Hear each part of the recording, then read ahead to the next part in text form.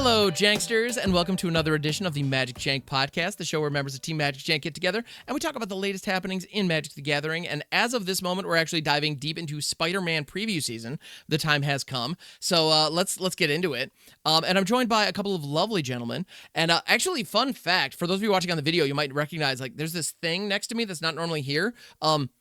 This is a live stream chat because we just so happened to work out. This is, we're recording this on Labor Day here in the States. And so I'm actually live on stream as we record this, which is delightful. So guys, thanks for joining me. We got Astralsflame in the house. Hello, hello. Hello, hello. What's going on, Ham? How you doing? Dude, doing well, man. Hope you are still having a good weekend, which Always. is, yeah, excellent. And of course, we also have CarloMTG in the house. Dude, Carlo, how's it going, man? Oh, I'm doing pretty good. Coming off a good weekend of being back. I was away for a week for a work trip and got to play some Magic while I was out. And I came home and I got these cool Sonic cards. I know we're talking about Spider-Man today, but I got these Sonic cards to put in my commander deck. So Let's go. you know, Nice. talking about Unit versus Beyond products today, it's fitting that I update some of my commander decks with these cards. Here we are. Yes, absolutely. I gotta say, the Sonic cards also, I've had the privilege of playing with a handful of those. I was in an all Sonic pod a couple weeks ago. Cool. Delightful. It was so much fun. Yeah, they're Listen, actually really good. I have a Captain America deck in Mm. Commander, and it is my Universes Beyond theme deck. So while I was away at Chicago, I had the opportunity to go out with That's Not CDH folks. They took me to a tap room to go outside on a patio and play some Magic. It was great. And so I arrive with my Captain America deck. I'm like, I brought one commander deck with me, and Captain America most certainly was holding on to Excalibur from Assassin's Creed. Let's go. Nice. So now we will be able to hold on to the Pico Pico hammer and start throwing that around, which I'm very Beautiful. excited. Yeah, I love it. Yeah. That's beautiful. Heck yeah, dude, that's fantastic. I love it. Oh man, funnily enough, actually, yeah. The one Sonic deck that I have, I built Amy because of course I did, because it's clearly made for the hammer. It's designed for it, and it replaced Brunor as the commander of a deck, which I stand by. Yeah, good times. I see that. Yeah, the battle hammer who wields an axe. What's up with that? Anyway, that's a totally different. That's old school Universes Beyond, the D&D set, because we have old school Universes Beyond, but we're not here to talk about old school UB. We're here to talk about new school Universes Beyond. So this past weekend kicked off proper Spider-Man preview season. There have been a lot of previews also that have been kind of trickling in before the floodgates really opened up. So we can we'll chat about them. That's the plan today. And honestly, that's the main thing that I want to talk about, because I know how loquacious we can be. We're going to go for a while on these. So let's just get into it, right? So since the last go around, I think the last preview that we ended up talking about was the Soul Stone. So there are a couple of other designs. Also, I didn't realize just how silly. Okay, candidly, I'm not a huge comic book fan. Because the idea of keeping up with a story that has continuity stretching back into the 70s or whatever, I can't do that. I forget how silly comic character names can be. I didn't realize Venom was a character. Yep.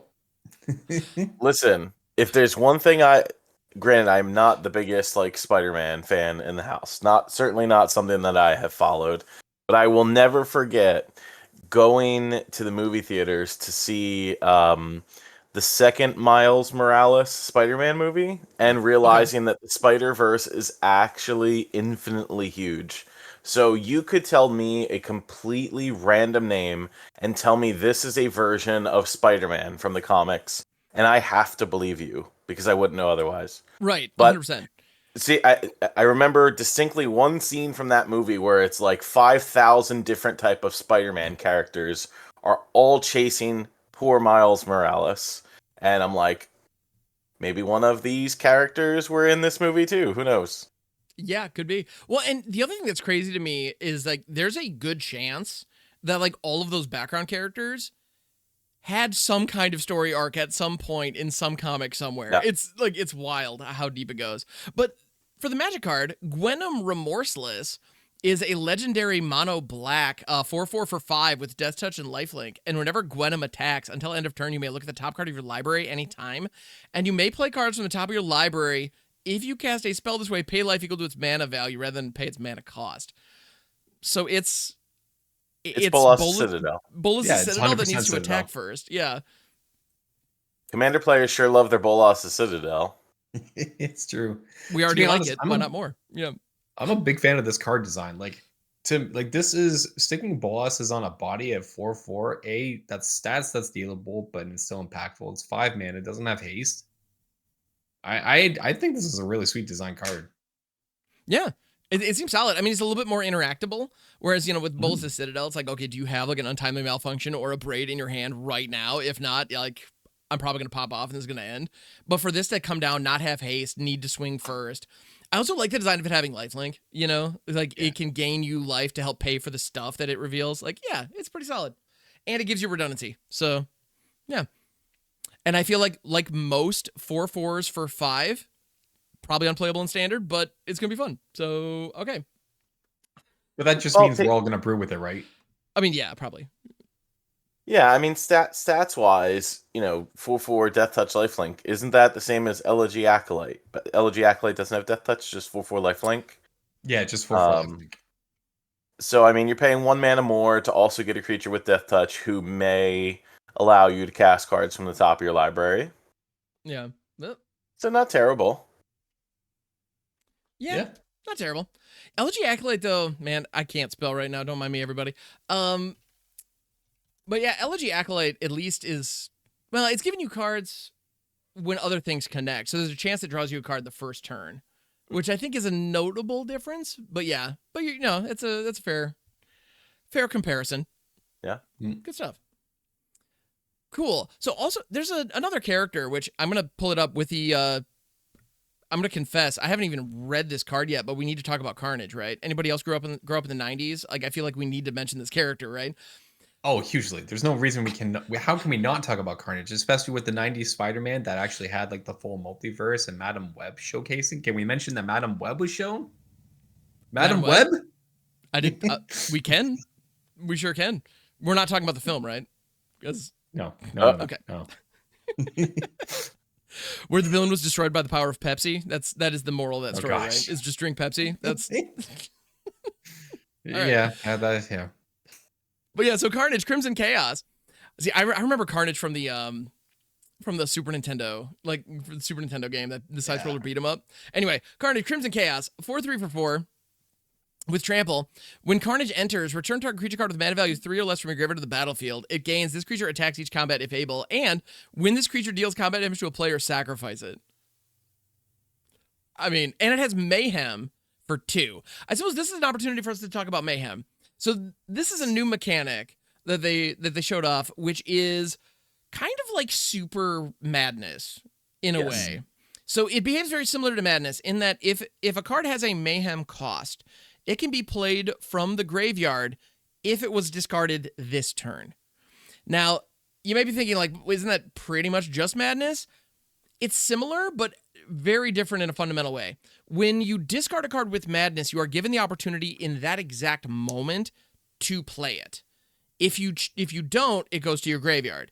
And that's it. Like, you made your decision, that's that. With Mayhem, if you discard a number of cards, so if you're like Conniving, for example, where you might have to draw, where you may have multiple triggers and the ability to draw and discard multiple cards in a turn, you get a chance to do all of those and then see what's left and pick which ones you cast with Mayhem. And that's a significant difference that makes it, I think, significantly better. Yeah, to be fair, Mayhem cards don't go into exile the way that Madness cards do, so there's some like fringe, synergy where that might be a thing. But at the end of the day, I think Mayhem is generically just stronger than Madness. Yes. Yeah. And stronger but fair in the sense that, like you mentioned, it goes to the graveyard, so you can Ghost Vacuum it from someone's yard so they can't cast it for that Mayhem cost. Or Agatha's Soul Cauldron, if you really want to be innovative, I guess is the proper word. But yes. This little fringe card you may not have heard about, Agatha's Soul Cauldron. Yeah, absolutely. Yeah, exactly. Yeah, so there's interplay in a way that's pretty cool. Yeah. So yeah, so I think this design's just I think this design's just Sorry, solid. I also we're trying to be innovative, y'all. Mhm. It's very early this morning. We're Yeah, just it is. pointing things out on how creatively different some cards that currently exist in standard that you could play alongside or to negate some of the effects of these cards, let's say. Uh yeah, exactly. We did it. We broke Soul Cauldron. Finally broke Soul Cauldron. Let's go. You know. But I think that this is a pretty sweet card. I mean, we haven't really talked about self mill cards or anything like this yet. In terms of how that matters with Carnage. Obviously the best kind of self mill in Rakdos, I think, is probably Overlord of the Baelmerk in terms of Definitely, yeah. getting creatures in your yard. So if you focus something around, CMC 3 or less to reanimate them with Carnage, it's pretty good. We already have cards like Alicia from Foundations that reanimates creatures as it gets bigger. Inti allows you to discard cards from Mhm. Lost Caverns of Ixalan to give counters and trample and stuff like this. And there kind of already was sort of like this fringe playable standard deck, this Rakdos deck, Mhm. that played both Inti, Alicia, and I don't know, some other cards like Seer Slicer, Goblin, or something. It was a little kind of aggressive Rakdos deck. Yeah. Obviously, with the VV Cauldron decks restricting design space and standard at the moment, those decks can't really rise to fruition. But it is a very interesting concept.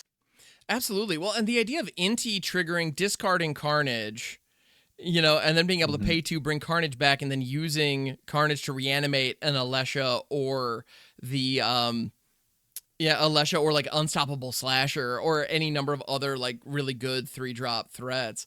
I mean, that Mhm. sounds really good, and Yeah.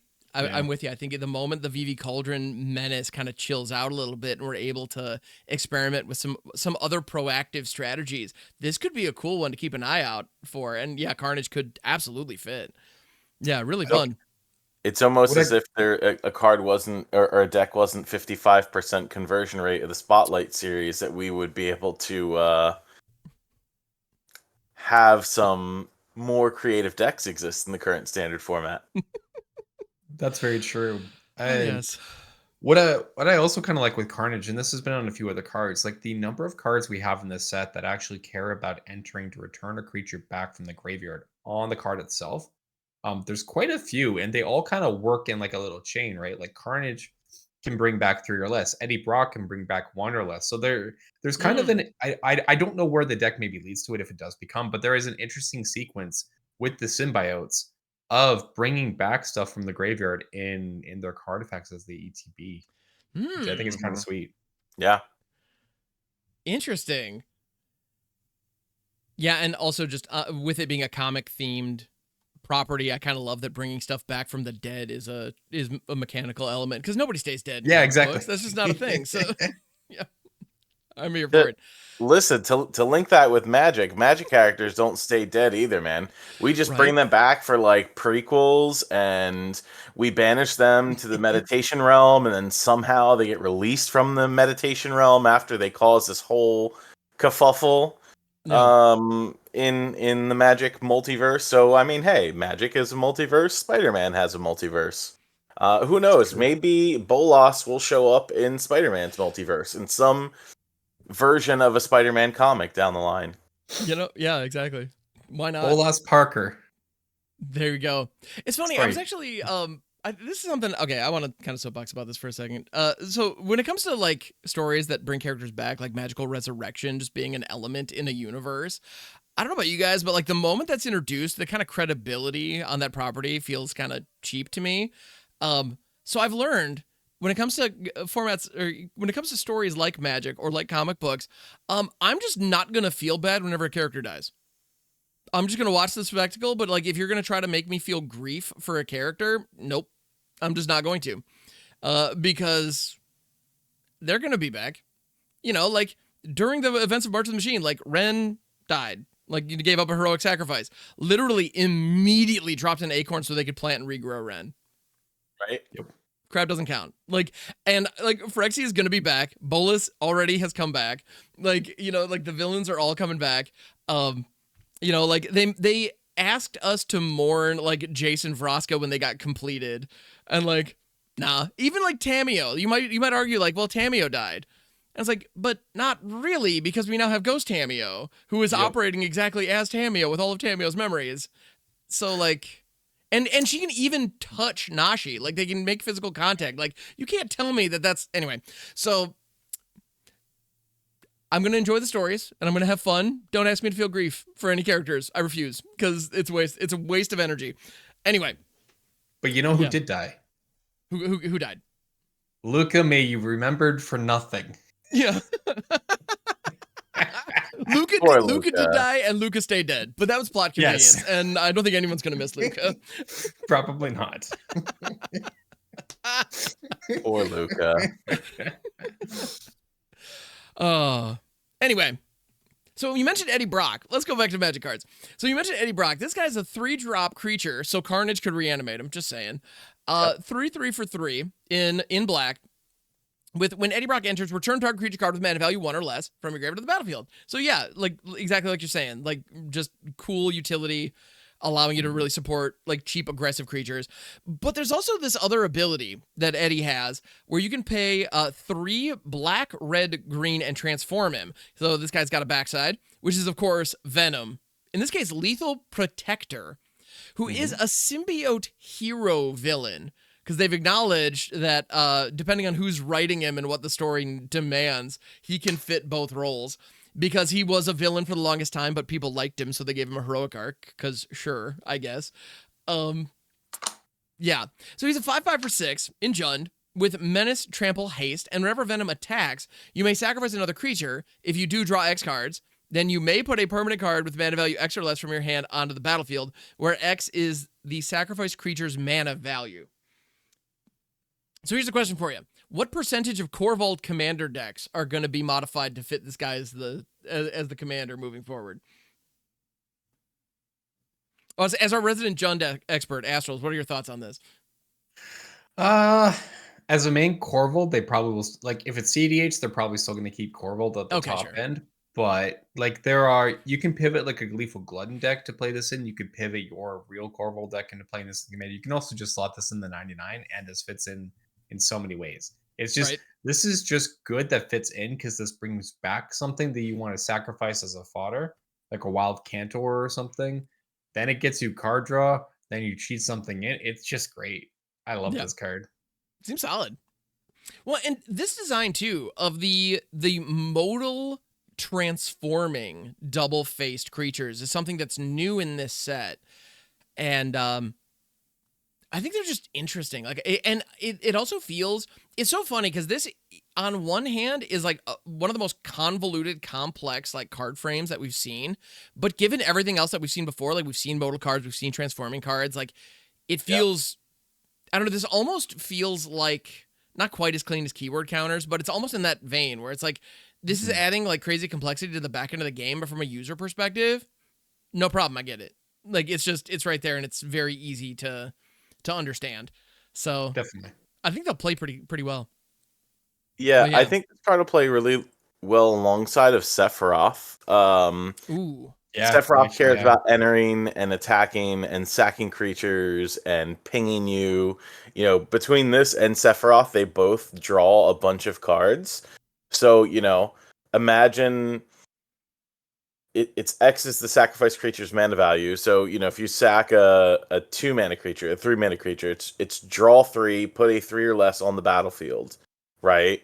I think 6 mana is also kind of fair for Menace, Trample, Haste if you were to just cast it for the backside. But Eddie Brock also works with all the 1-mana creatures that the Sephiroth deck already wants to play. True. Right? So, like, if you were playing the Orzhov sack deck with, like, the 1-mana guy that when it dies, it makes an insect. Or, what else was that? The Snarling Gorehound, which lets you surveil cards to your yard.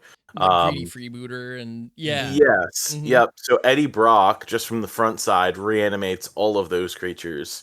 And then there's the plus to sack those creatures to simply like draw, put a creature in play, trigger Sephiroth's ability. I mean, it's very all confounded because it doesn't work as efficiently as in like the Orzhov shell, but it still works. I think it's pretty cool. I do want to go back to the backside of this card, though. You were talking about the type line, and I was just like staring off into the distance, right? So the symbiote hero villain, and so when I see this, it reminds me. I don't know if we got any Power Rangers fans in the house, but I remember distinctly many Power Rangers villains that eventually become heroes in the series. True. So like, it's not a sort of foreign concept. Like the first thing that came to my mind, I mean, granted, so I am a Power Rangers fan, right? And I started rewatching some of the series, specifically in Time Force.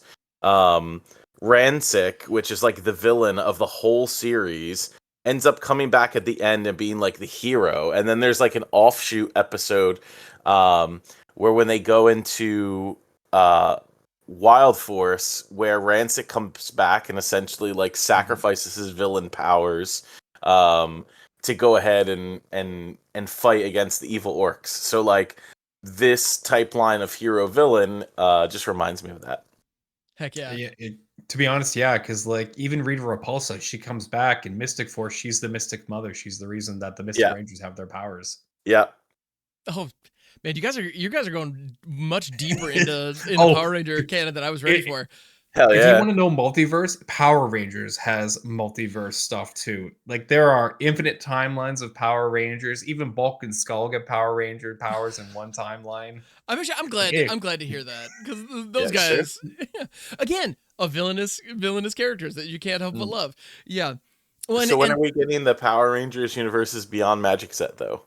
If they're not in conversation, I'd be shocked. But the other one that, of course, folks listen to the podcast, that it was mentioned in chat that I thought of too, is Tommy the Green Ranger from friggin' season 1. Like, I think it's easy to forget that he started as a villain because he's such a beloved character now.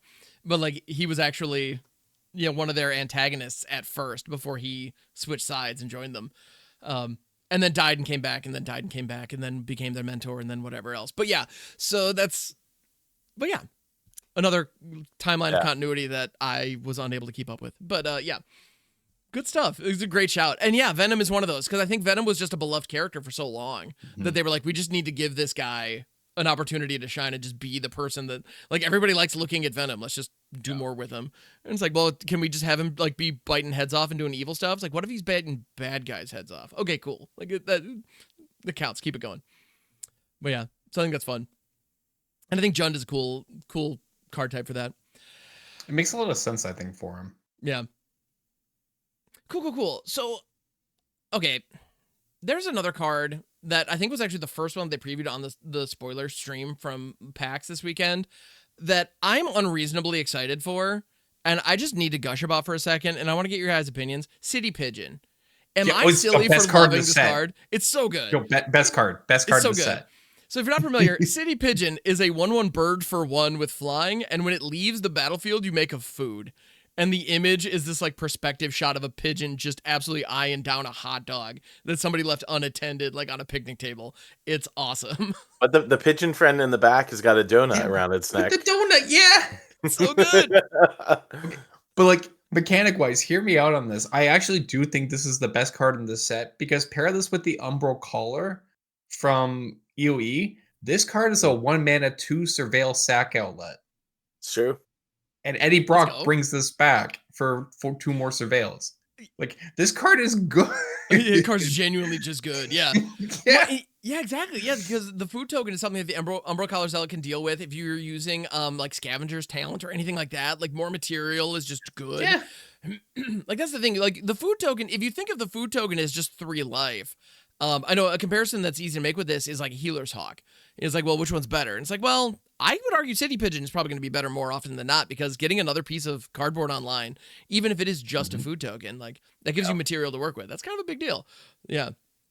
And it's a leaves triggers. So if you're using it with like pixies and stuff, you being able to bounce it back and getting those triggers. Ninjutsu stuff works with this, and web slinging is clearly what it's designed to work with, which is another mechanic. Pixie. That good old pixie. When in doubt, all the pixie cards pick this up and let you make a bunch of foods. It's true. It's yes. Yeah, well, because what you can do is you can use the pixie itself to bounce the city pigeon, and then you can use a Kirin to bounce the food, and then draw an extra card. Like yeah, it's a whole thing. It's all coming together. Also, for We've folks on broken the video, deck yet again. we do have multiple cats who have popped in to say hello. There are, yes. Great. There's always a possibility of cats. Yeah. So Luna was staring at me from the side and was like, "Why have I not been picked up yet?" So Luna had to be picked up. Heck yeah. The Magic Cats podcast. That is so true. Also, there's a non-zero chance you're going to hear some ASMR here in a sec as as Peas Blossom, my cat, goes for the microphone. That has been known to happen. All right. So next up, I want to talk about one of the villains in the set who, like, I believe has been presented as a hero, but I don't think it was ever accurate. Mysterio, Master of Illusion. 3/3 for 4. When Mysterio enters, you make a 3/3 blue illusion villain creature token for each non-token villain you control, and exile those tokens when Mysterio leaves the battlefield. So if you're playing villain typo, this is just an army in a box. Is that going to be a thing, do we think? Or is this just a draft rare? Mysterio was just in Fortnite not too long ago. I was fighting that guy in that game. Speaking of universes beyond game. But yeah, I mean, first of all, Mysterio not having the illusion creature type, I don't know. I guess Mysterio himself is not an illusion. But you would think that maybe it should have an illusion creature type on it. I don't know. I mean, I guess it makes the illusion creature tokens. Yeah. Like, it makes the tokens at least, so that's fitting. You know, you could play this alongside of that card from Edge of Eternity's, what is it, Moonlit Meditation? That says the first time you create one or more tokens, you may instead create that many tokens that are copies of enchanted permanent. So if you play that card and then Mysterio, you can copy a bunch of something else. That's true. That's actually really funny. I like that idea. Yep. It's funny because, yeah, when you first mentioned that, I thought you were saying of like put it on Mysterio, and it's like that sounds like a nightmare to try to track like which illusions are tied to which ones. Like, yeah, that actually sounds like a real headache if you were to try to make like a non-legendary copy of Mysterio, because then you would make more tokens, and each of them would be linked to the different Mysterio. So if that one were to die, those tokens would leave, but the other ones would stay. Yeah, yikes. But it sounds like the kind of nonsense I will do at some point. Imagine you do this plus Radadrabic in non-standard formats. Yes. Oh gosh. Oh. Sign me up. Any Pioneer fans in the house? Because it can be done. Oh my goodness. As for Radadrabics, yes, that's happening. Yeah, that sounds disgusting. I love it. Oh, the best part is when you're doing this on Arena keeps track of it for you. Do not ask me to keep track of it in Paper Magic. Oh my goodness, no. That'd be a nightmare. Yeah. Well, I think that's one of those where I think I had like just piles. Like I would line up the different villains like under their, it'd be rough. But what else? Oh, there was another thought that I was having. The blue ley line that converts the creature types. Transmutation, right? From ley line transmutation. I was also thinking Masco Nexus could get silly with this, but like, would a villain deck with that be possible? I know when Edge of Eternity's drops, there were some people using that to make slivers with Thrumming Hive Pool, and that was just ridiculous. But if we don't have enough like villains to make it just a competitive, decent villain deck, like if we don't have enough stuff along the curve to do that, because I know like with Final Fantasy, we saw some wizard support with like Kefka and Kuja, but there wasn't really quite enough to make a consistent deck or one that could compete with everything else going on. I fear villains might be in that same area, that same kind of ballpark where like it's close and there's some really good options, but there's not enough to give you a whole curve. I'm wondering if it's maybe time for the Leyline of Transmutation to come out and start doing some nonsense. I don't know. So yeah, I like the design of Mysterio. At the very least, it's it's going to be a potential draft bomb because the amount of bodies you could get off that is nuts. Large, yeah. Oh, yeah.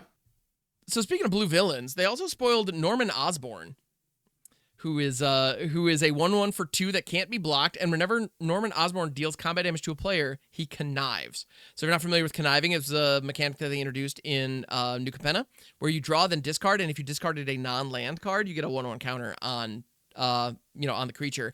And I love the flavor of connive. It feels really good because normally when you're doing those loots, the goal is often to just dump off excess land. So by rewarding you for not doing so, it creates a really interesting tension. Like how much do you value that counter versus how much do you value the card in your hand? And depending on the situation, that changes.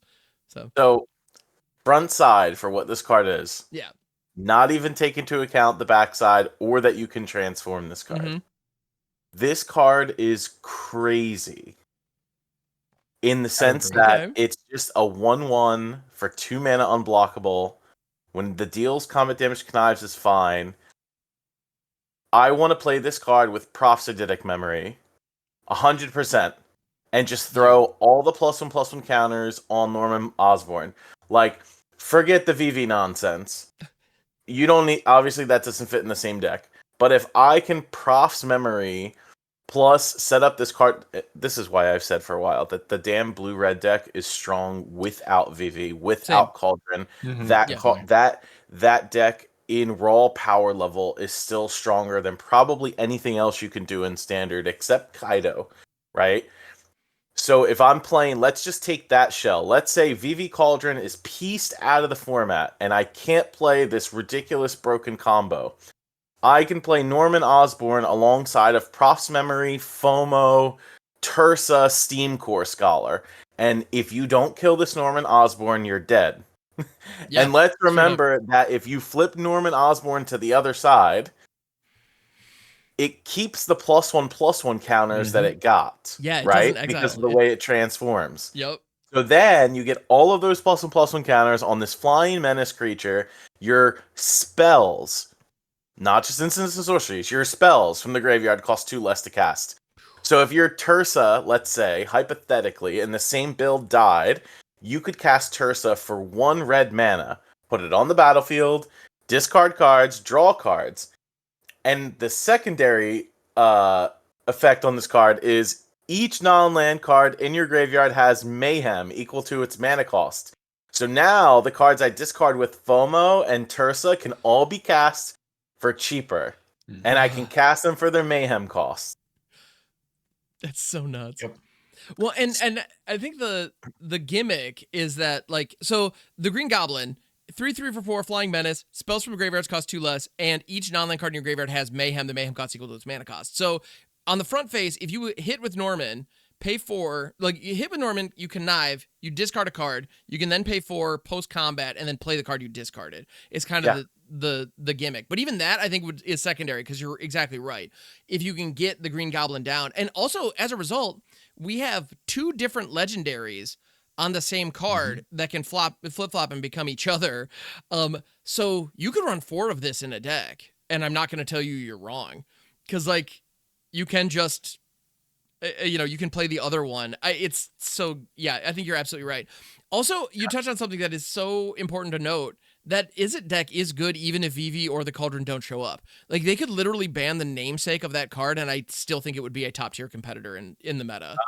Yep, I don't think I've ever seen that before. Like, if they banned VV and the Cauldron, like, because the moment they cut one, well, if they cut Cauldron, VV sticks around and is still there. If they do the right thing and ban VV, they stop playing Cauldron. That deck stops with the Cauldron completely, and it stops being VV Cauldron. But is it aggro? Is nowhere. It will just continue to do its thing. And you're right. This card is a phenomenal add to it because it needed more action, needed more options. But actually, it's got to pivot.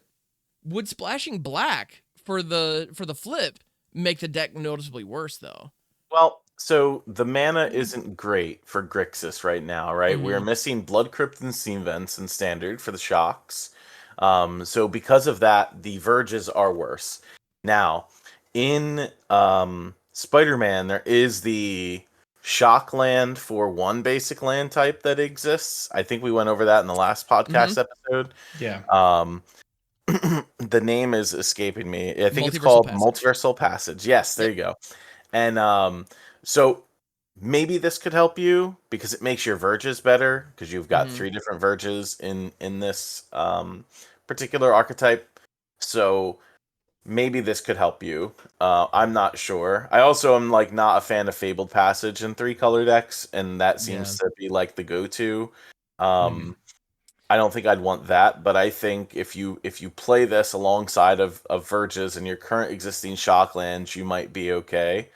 You also have Spire Bluff Canal for your fast land, but you don't have Dark Slick Shores or Blackleaf Cliffs anymore. Yeah. And excuse me, you have Starting Town. So the problem with Starting Town, not saying the card's a problem, the card's great. Right. It does not jive well with Verges unless you are playing a dual color deck. So maybe the Multiversal Passage helps fill some of that space. But it is completely possible to just splash.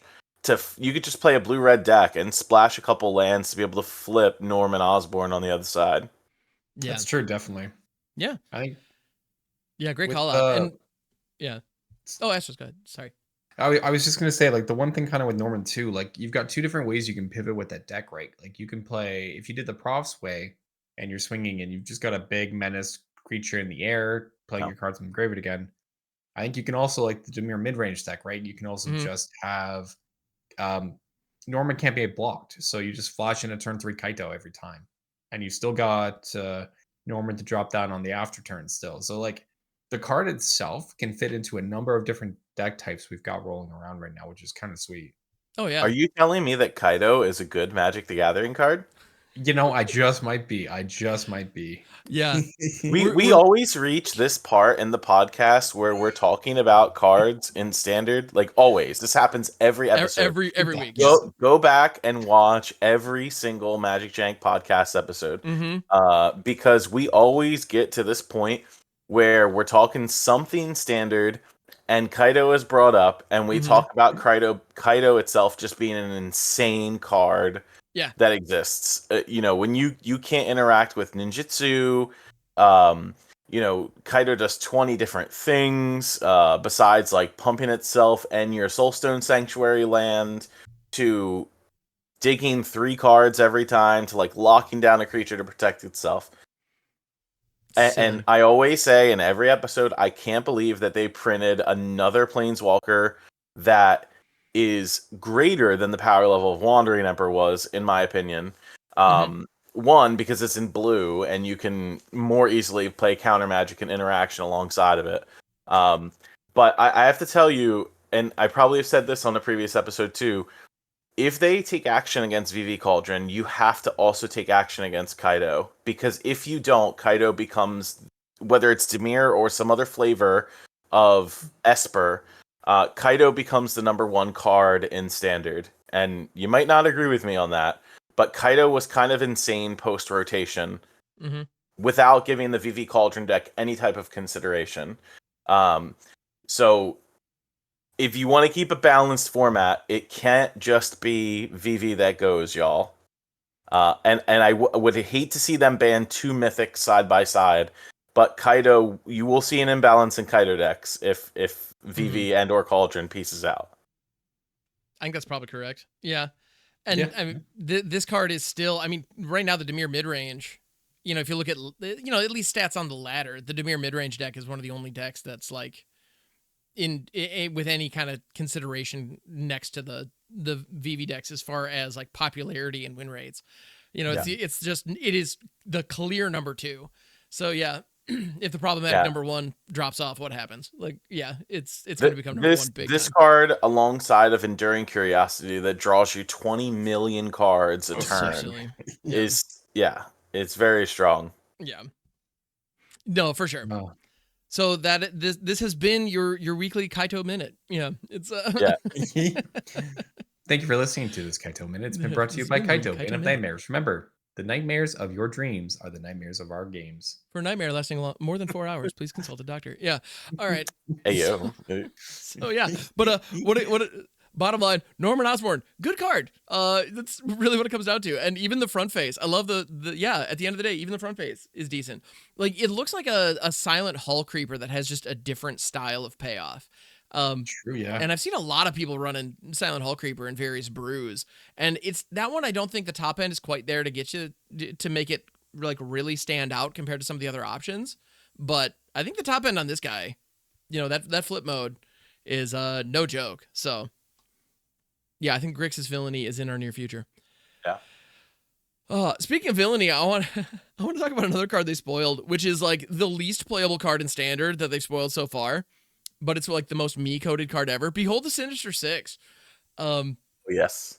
It's a sorcery for 7. Return up to 6 target creature cards with different names from your graveyard to the battlefield. Where are my Commander Reanimator players at? What up? I see you.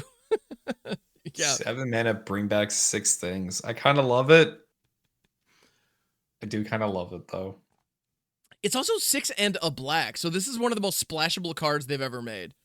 Mm-hmm. Yes. But- So we have Rise of the Dark Realms in Standard right now. That card was in Foundations. Sure. Cost 9 mana and lets you sure reanimate was. all the creatures.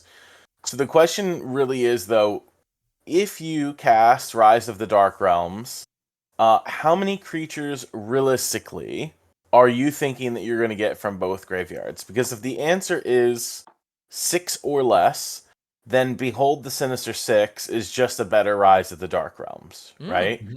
It's cheaper to cast. If you're playing some type of ramp package in your deck with this, to be able to cast 7 mana, no problem, then this card is infinitely better than Rise of the Dark Realms. So does this give you... But the other problem is it's a 6 target creature cards with different names. So obviously it wants you to play this alongside of Legend, right? So you can get 7 or 6 different Legends on the battlefield at once. Yeah. Because if you're playing this in like a sack deck where you're playing 4 copies of this 1-drop, 4 copies of this 2-drop, this card is infinitely worse. So I'm curious if we can make some type of a Legends Reanimator deck with this card that also, has to be the ability to ramp up to this. It's possible. I love that you're referencing Rise of the Dark Realms. I actually have a Standard brew right now that is running Rise as its finisher. It is a best of 1 jank brew that isn't amazing, but it has been overperforming, and it leverages a landfall payoff package with Glacier Godmaw, Worldsire, and Lumra. Oh. And with that, like with Rise of the Dark Realms, it's not uncommon for me to hit Rise and only reanimate like 4 things. But if a Worldsire and a Godmaw are amongst those things, the opponent is like super dead. So like that's enough. And so you're right, like the cost being 2 less. And yeah, it only hits my graveyard, but that's fine. Like that's where I was going anyway. That there's the ability to set up like game-winning creature-based combos that this can then pull onto the battlefield in one go is pretty slick. Here I am. I was thinking this was going to be a janky like commander card. Now I'm actually giving it a second thought for Standard. I'm kind of loving this idea. So if you go ahead. Oh, sorry, I was going to say, like, if you pair that with what Carlo's saying, so we run this instead of the 9 mana Rise of the Dark Realms. You pair that with the Lumber package. You throw in an Ice Tilt Troll. Have your Sire plus your Godmaw plus a Crater Hoof. Because Crater Hoof is the trample. That's your 6-card payoff. Let's go. You just self-mill in, get this in, you'll hit the lands, and there you go. Actually, though, it's always good. I mean, yeah, it is always Hoof, but there are other things and too. Crater Hoof. Holy cow!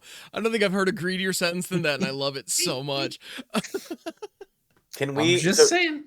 Staying on your Sultai kick for a minute, like if we were to just play a Sultai Reanimator deck, obviously we get to play Overlord of the Bale Merc, and that card is just good to self-mill and all of this stuff. Absolutely. But imagine, like, Behold the Sinister 6 reanimating Sin from Final Fantasy, which clearly is Spider-Man canon, right? Of course. I am positive that Sin is a member of the Sinister 6, and also works well in the reanimation strategies. So, hey, if we're making Sultai Reanimator Universes Beyond deck, anything we want can become a member of the Sinister Six. It's so Absolutely. true.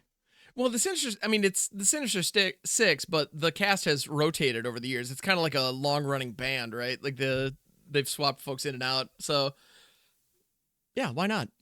Can be done. My Sinister Six involves Sin. Yeah, I'm so on board with this. And Creator of Behemoth. Yeah. As it should. As it should. I mean, even better, you could actually, if you go in the Sultai brew, you can play Awaken the Undead. Then we've got a piece of removal plus mill. Plus, we Yep. can return like a ramp piece or land back to our hand. You I can love run all that of with those. Terror Tide. That's your board clear. So your turn 3 set. So your turn 2 is mill. Your turn 3 is a removal. Turn 4 is a board wipe. Turn 5, we ramp a bit. Turn 6, we're slamming down Behold the Sinister Six because we've ramped and we're winning the game. You know, It's that easy. 5 minutes ago when we started talking about this card, I thought I need to get one copy for that one commander deck, and now I'm going to be playing so many standard brews with this. I am so on board. So I know Ashley was talking about Creator Hoof, and that's great and all. But have you ever played with my friend Terror of the Peaks? Because I'm Bruh. positive if Fair. you behold the Sinister Six with Terror of the Peaks being one of the creatures, you definitely win the game. Oh, yeah. This is true. There's no way you don't. Yeah, that's nuts. The other thing that I think is going to be so fun about this too is like building decks around it, because like cards like Terror of the Peaks or like some of these landfall cards that we're talking about, like it's not uncommon to want like 3 or 4 copies of those in your deck to like make sure you hit them.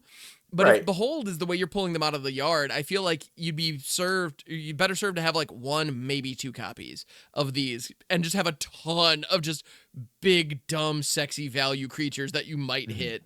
And yeah, because like Terror is great, Crater Hoof's great, like the Vaultborn Tyrant is great. You know, like you could just have any combination. Roxanne is another one. Like pretty much anything you've seen in a Carlo Doppelgang package, you could probably put in here and have a good time with. Yeah. Yes, but also, can't we play push pull is still standard legal, right? Yeah, it is. It sure is. Yeah. Hold you on. could. So we've got to Terror the Peaks brew here then, because we can play push pull as another outlet to pull Terror the Peaks plus something else out of the yard, right? For 6 mana. So I guess 1 mana less, but hey, still fair. Hey, all good. It dubs as a removal spell. And you know,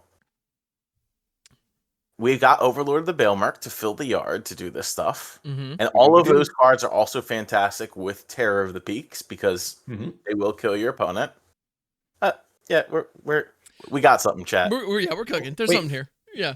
There's one more card we can include. We can run like 1 or 2 copies of Smuggler's Surprise because we could also either cheat them in, or we can mill, or it's a protection spell, right? For 2 mana, it's Heroic Intervention. Yeah. I think we got something here. This is the thing. This, yeah. Yes. Sultai Greed or 5-color Greed. We'll figure it out. Yeah, there's something here. Yep. Amazing. Oh my goodness.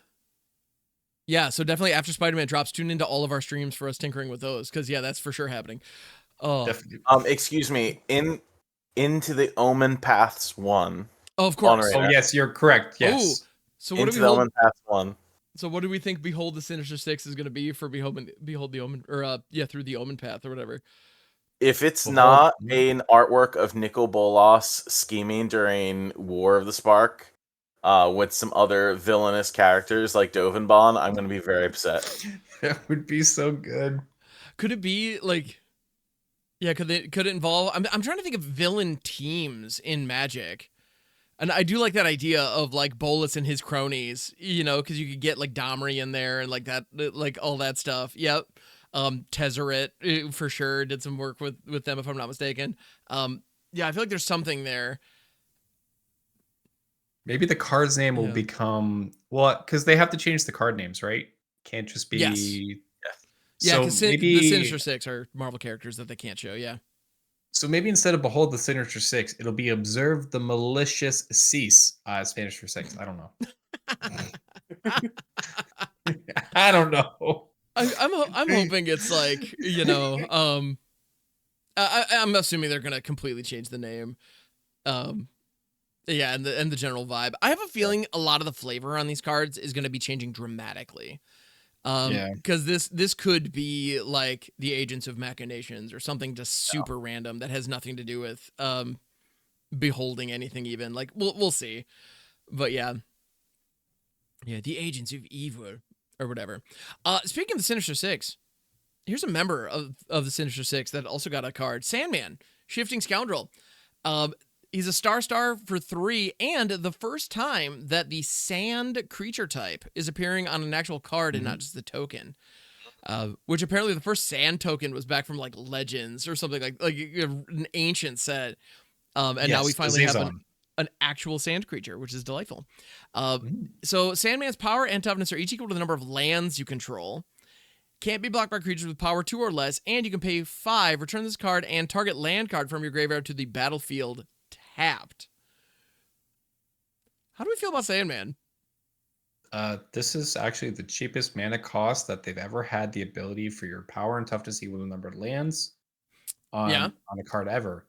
And the fact you pair this with Ice Till Troll, you pair this with the Ice Tiller insect, right? You mill the lands, it goes in the graveyard, you just recast this from the graveyard. Yeah. To me, it seems good. Agreed. That whole Sultai deck we were just talking about, like this guy just does the thing. It seems like easy fling creature to me. A fling creature that reanimates itself, and makes itself bigger when you reanimate itself for the 5 mana. So, like, if you're playing Callous Sellsword or Self-Destruct, move over Jumbo Cactuar. Sandman is going to get the job done in a quicker amount of time. Yeah, I also love that if you mill him, you just get that ability to just having that on tap, and that can be at instant speed too, which a lot of those abilities nowadays are sorcery only, and in this case it's not. So yeah, I mean 5, ramp yourself and bring this body onto the field. Like, yeah, okay. Oh, here's a random question: would you consider Sandman? Would you qualify Sandman as a Lurgoyf? Because I feel it's in a similar vein. Obviously, it's not actually typed Lurgoyf, but it has kind of that vibe to me. Am I crazy? I think the toughness would need to be the star +1 for me to classify it as Lurgoyf. All right, fair enough. Yeah, fair enough. Agreed. Excellent. But yeah. So here, like so many good green cards, I think we just kind of look at it and go, yeah, that's good. We like it. Moving on. Yeah, I think this card is probably fine. It's fair. It's a very fair card that may find a little nuance in its own like combo synergy type thing. Yeah, I can appreciate that. Also, I love just what defines a fair Magic card in 2025 compared to back in the day, because like this thing being like a 6/6 for 3 or whatever would be nuts at one point in history, and now it's just like, meh, how many stats do we need to be good, like we were saying. Turns out a lot. Well, yeah. Good stuff. So are there any other... So there are a lot of other cards that have been spoiled. And one... Actually, we haven't talked about web slinging yet, which is a mechanic that they have talked about, and it works very, very well with the Pigeon that I was gushing about earlier. So let's look at a card. Spider-Man India is one that showcases the web slinging effect. So this is a 4/4 for 5 with web slinging 1 green white. And its mana cost is 3 green and a white. So it's Selesnya Spider-Man. And the ability on it... Pavitar's Seva, I hope I pronounced that even close to right, which, yeah, I'm sure I did not. Whenever you cast a creature spell, you put a 1/1 counter on target creature you control. It gains flying until end of turn, which is really neat. I think that is a relatively powerful effect. And it has web slinging, so that web slinging 2. Whenever you cast this, you may cast this spell for its web slinging cost. If you do, you return a tapped creature you control to its owner's hand. So it's similar to ninjutsu, except the creature doesn't need to be attacking. How cool is this mechanic? Do we like this? Do we not like this? It's a pixie card. Of course it is. It's a pixie card. You get to spend 3 mana to rebalance your Kieran to your hand. Yep. Put this on the battlefield. Then later, when you cast the Kieran at flash speed, it gives another one of your creatures +1/+1 and fly into end of turn. or any creature, period. So if you just cast Nurturing Pixie for 1 white, you pick something up, you give another creature +1/+1 and flying. The Pixie gets a +1/+1 counter if you bounce a creature. This card is 3 mana, always. Yeah. Oh, yeah, no, you're never paying 5 for this, ever. And I feel like the fact that they made it cost so much on the top is really just to show, like, to really make it clear to new players, like, use the web slinging. It's good. Use it. Yep. Yeah. Definitely agreed on that. Like, honestly, web slinging is sweet. Like, between convoke mechanics and like Carlo was talking about with Pixie and stuff, there's a lot of cool interactions that this fits in with to recycle for new ETP stuff. I think it's really slick that they brought it in. Yeah, and this existing at the same time as Station and like so much vehicle support, like tap stuff is gonna be happening. So yeah. And we have a lot of stuff with leaves the battlefield triggers, as we were discussing with the Pigeon. Like so I'm very curious to see what happens with this. I think it'll play differently enough from ninjutsu that on the one hand, playing with it, I'm very excited about it, but at the same time, I think playing against it is going to be kind of a pain in the butt, because when you see a ninja coming, you can just block the tiny, like you can just, you can shoot the Spyglass Siren before the declare blocker step, and you're fine, and you can prevent the Kaito from coming down. But with the web slinging, the normal timing applies, so they still have to be casting the web slinger at sorcery speed. But even so, I think it's going to be the opportunities for counterplay are significantly less, because you can't block to stop it. So I don't know. I'm interested. And yeah, bouncy stuff will continue until morale improves. That appears to just be a design space they really enjoy. Yep. Very cool. So are there other cards that we wanted to touch on? Were there any that caught your guys' attention? I could keep going through and grabbing stuff, but I'm curious. Were there any that really captured your guys' imagination that we haven't touched on yet? Well, we probably should talk about the Spectacular Spider-Man, because that's a whole series of versions that you can get. That's similar to the Traveling Chocobo. Yep. Granted, they are available only in collector boosters, I believe, in these alternate versions. Because I was doing some reading. I'm pretty sure it's only available in collector boosters. But they are not serialized. But there are 7 different versions of the Spectacular Spider-Man, featuring the different Spider-Man suits. But they all do exactly the same thing, like the Traveling Chocobo did, right? So it's a 3/2 flash for 1 and a white.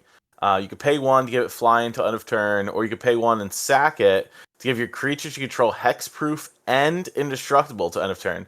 So this is a standard playable card, first of all, because this reminds me a lot of like Selfless Spirit in the past. That can occasionally get flying, and you get to choose which Spider-Man you want and which suit that you prefer. And there's even the bombastic Bagman suit, which is Spider-Man who has stolen like the Fantastic Four suit. Which the one detail in the preview stream I really appreciated was they pointed out the most unrealistic element of this set is the fact that the bottom of his feet are clean, because he's running around barefoot. There's no way. Yeah. Like on the rooftops of New York. Nah, not buying it. Not happening. But yeah, very fun. So yeah, I think this card is like, this card's fantastic. And yeah, the collectability on this is bonkers. So just yes. Yeah, I don't know that they said which one is like the rarer ones, because like with the Chocobo, I think there was a rarity difference between like neon green, neon pink, neon blue, whatever. So I'm curious what it is for this, and if the bombastic Bagman suit is the rarest one. For collector's purposes, of course. Yeah. If it's not the rarest, I'm sure it is. It's up there. Yeah. Because this is gotta be, yeah. Yeah, this is gonna catch a lot of people's attention.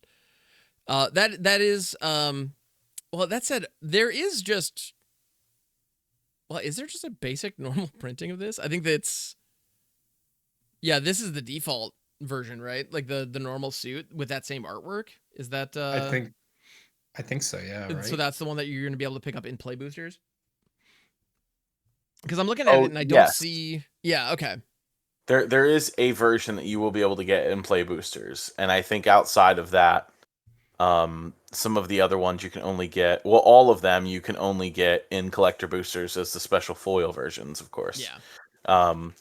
But there is one version that shows up in the play boosters, so it's probably that one, the original one. Yeah, that'd be my guess.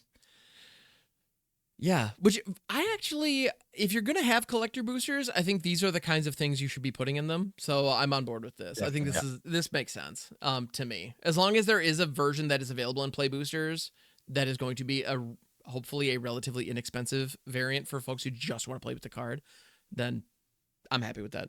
Mm-hmm. I say relatively because inexpensive in Magic, that's a whole other ball of wax, as it were. Magic and being inexpensive? I don't know what you're talking about. There was a time, man. Yeah. Back in my day, I could play a deck worth $5 and it wasn't totally embarrassing. Anyway. Who am I kidding? It was embarrassing. I just wasn't self-aware enough. Anyway.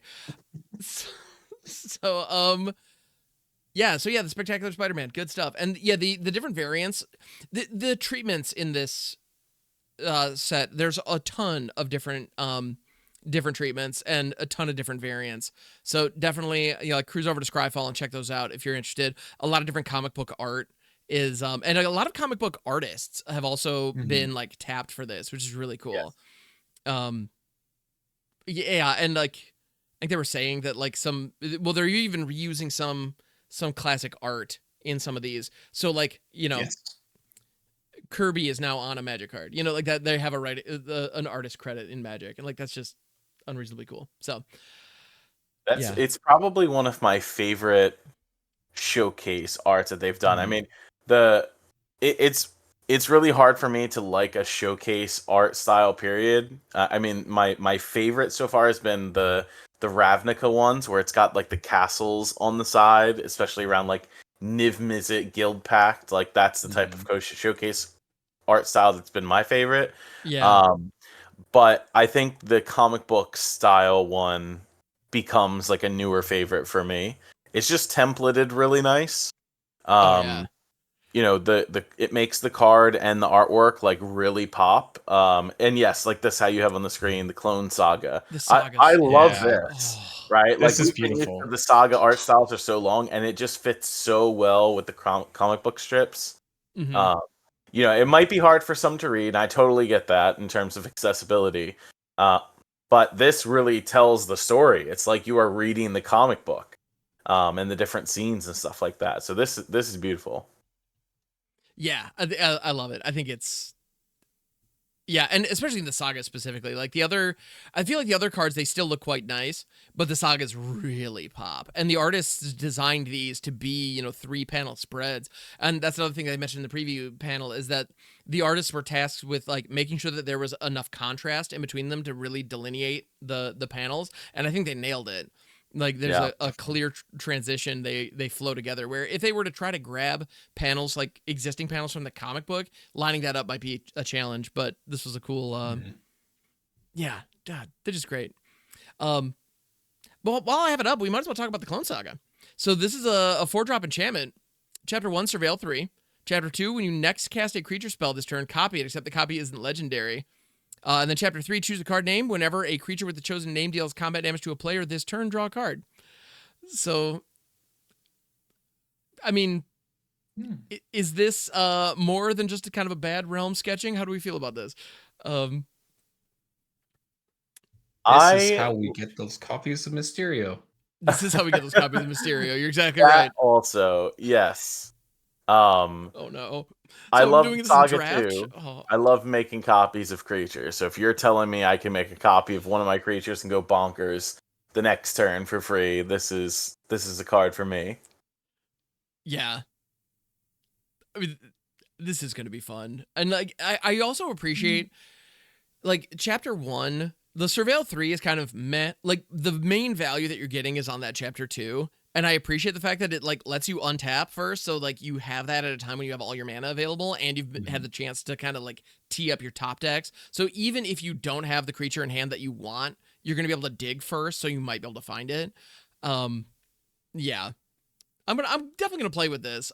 I'll be surprised if this is consistent enough, especially in a world where get lost is so, and other enchantment hate is so common. But I want this to be good. I want I like the idea of this. Yeah, very much. I think this works well. And like, yeah. Oh, sorry. No, go. Well, in chapter 3, like the choosing a card name, and if you have multiple copies of them, you get to draw multiple cards when they connect. Like, yeah, I appreciate the flavor there. So, yeah. I kind of see this vibing in like a doppelgang deck, to be honest. Ooh. Like doppelgang, get a couple copies of this, and then you can jam down like Roxanne or something, right? On that chapter 2. Just a ton of them. And, yeah. And then your mana rocks have for a bunch. You've got another mana rocks. You just get more. I don't know. I actually think it's kind of. I could see this fitting in because like the surveil sets up your draws. Chapter 2 isn't easy. You're probably already going to be at 5 or 6 mana when you're dropping this in. Doppelgang 2 copies of this. It's 6 surveil. I kind of love, because with Doppelgang, you can make Doppelgang copies of the saga itself if you really want to get weird, but you can also just use it earlier to get a non-legend copy of like a Roxanne or something that you can then also hit with the Doppelgang and they get to stick around. Like, exactly, yeah. That's actually really fun. Okay, yeah, that's happening.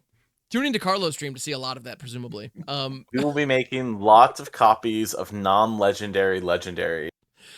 Our senior doppelgang correspondent, CarloMTG. Yeah, I'm for sure gonna deliver on this. I have no doubt. It also coincidentally turns on some Splinter Twin strategies with Devastating Onslaught, so I'm game. Actually, yeah, it does. That's true. All right, we already know about like Railway Brawler, right? Like Railway Brawler and Orid, if you end up Devastating Onslaught for X=2, you essentially win the game. So, right. Because there is that sort of like combo that exists in Standard right now. So imagine doing that on actual Roxanne, though, right? I mean, it's gonna take you some number of turns more than trying to do that on like turn 5. But if you can, like you said, play Roxanne and then you create a non-legendary copy of it, and then you Devastating Onslaught the non-legendary copy for, let's say, X=3, and then you make 3 more non-legendary Roxannes that each enter and give you a meteorite to ping your opponent. They attack with haste, and when they attack, they make you more meteorites. It's GG's. It's basically Splinter Twin. 100%.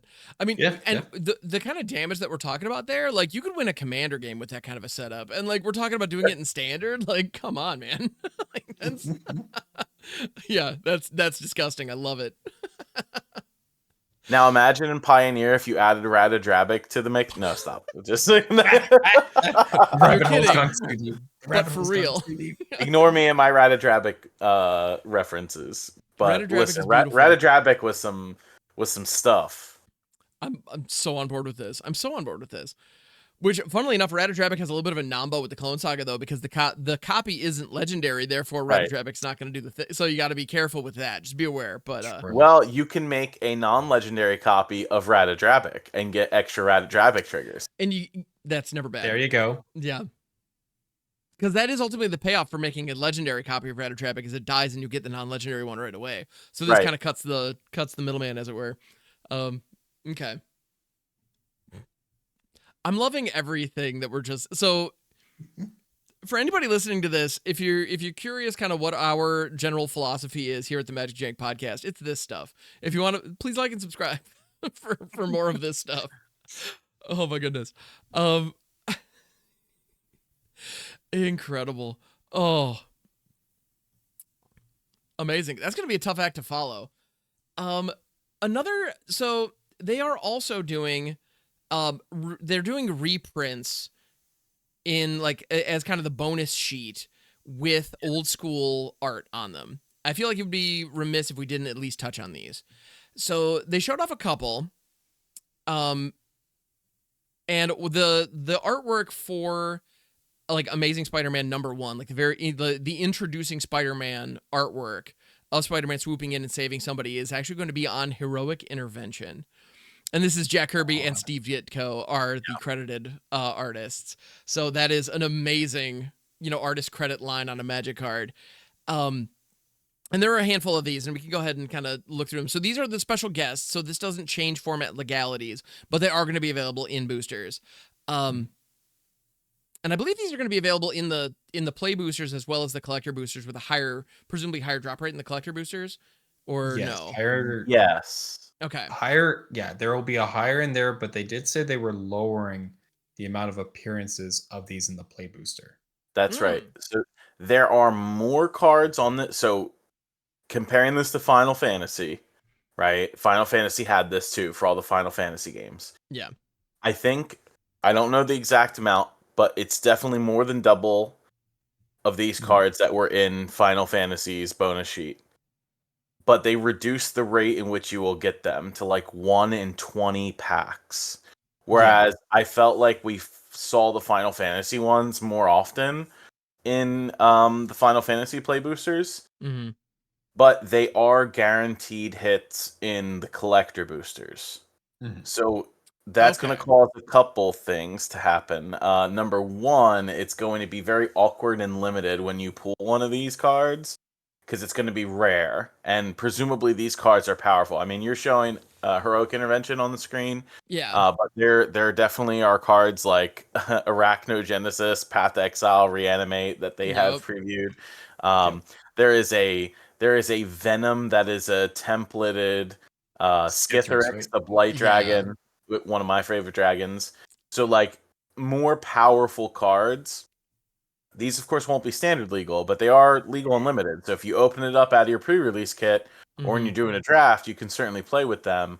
But they're going to be more rare for you to actually find. So like the likelihood of you picking up one of these in a draft is like 1 card per draft, especially if the card's coming out of the same booster box.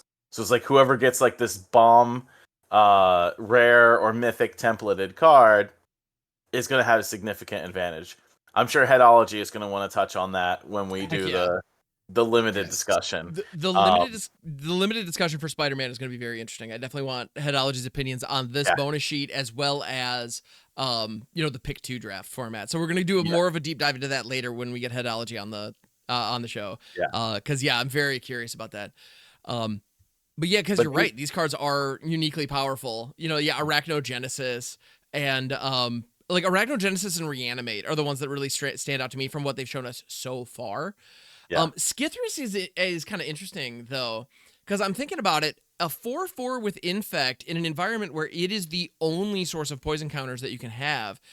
This is a 3-turn clock, because when you deal Infect damage, you deal the damage as poison counters, not normal damage. Right.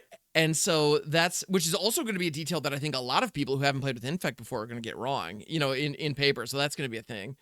I feel like Skithiryx, if it's your only Infect source, it's actually not that great. But if there's any Proliferate or any other source of poison, it can be excellent. But I'm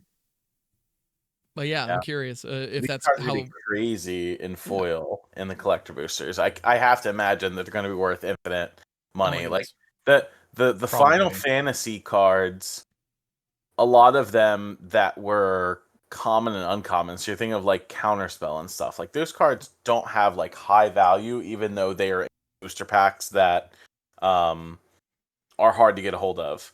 I think we're going to see the opposite for the Spider-Man cards that have this same treatment. Just because there are less of them that are going to exist in accessibility to them. And some of them are just banger cards that all of your Commander players are going to want. Yeah, but if there's a significantly higher drop rate in the collector packs, does the EV on the collector packs go up considerably? So like, well, depends on how much you think the value of a sealed collector booster of Spider-Man is, right? I mean, that's delving into the whole conversation. Final Fantasy, we could talk about it now, but like the Final Fantasy collector boosters are like $1,200 for a box. The question is, does Spider-Man reach that same level? A huge thing that we saw with Edge of Eternities, right? Granted, we're talking about in-universe Magic product collector boosters that exist. When Edge of Eternities first came out, we couldn't find collector boosters anywhere because there was the hype that still existed from Final Fantasy.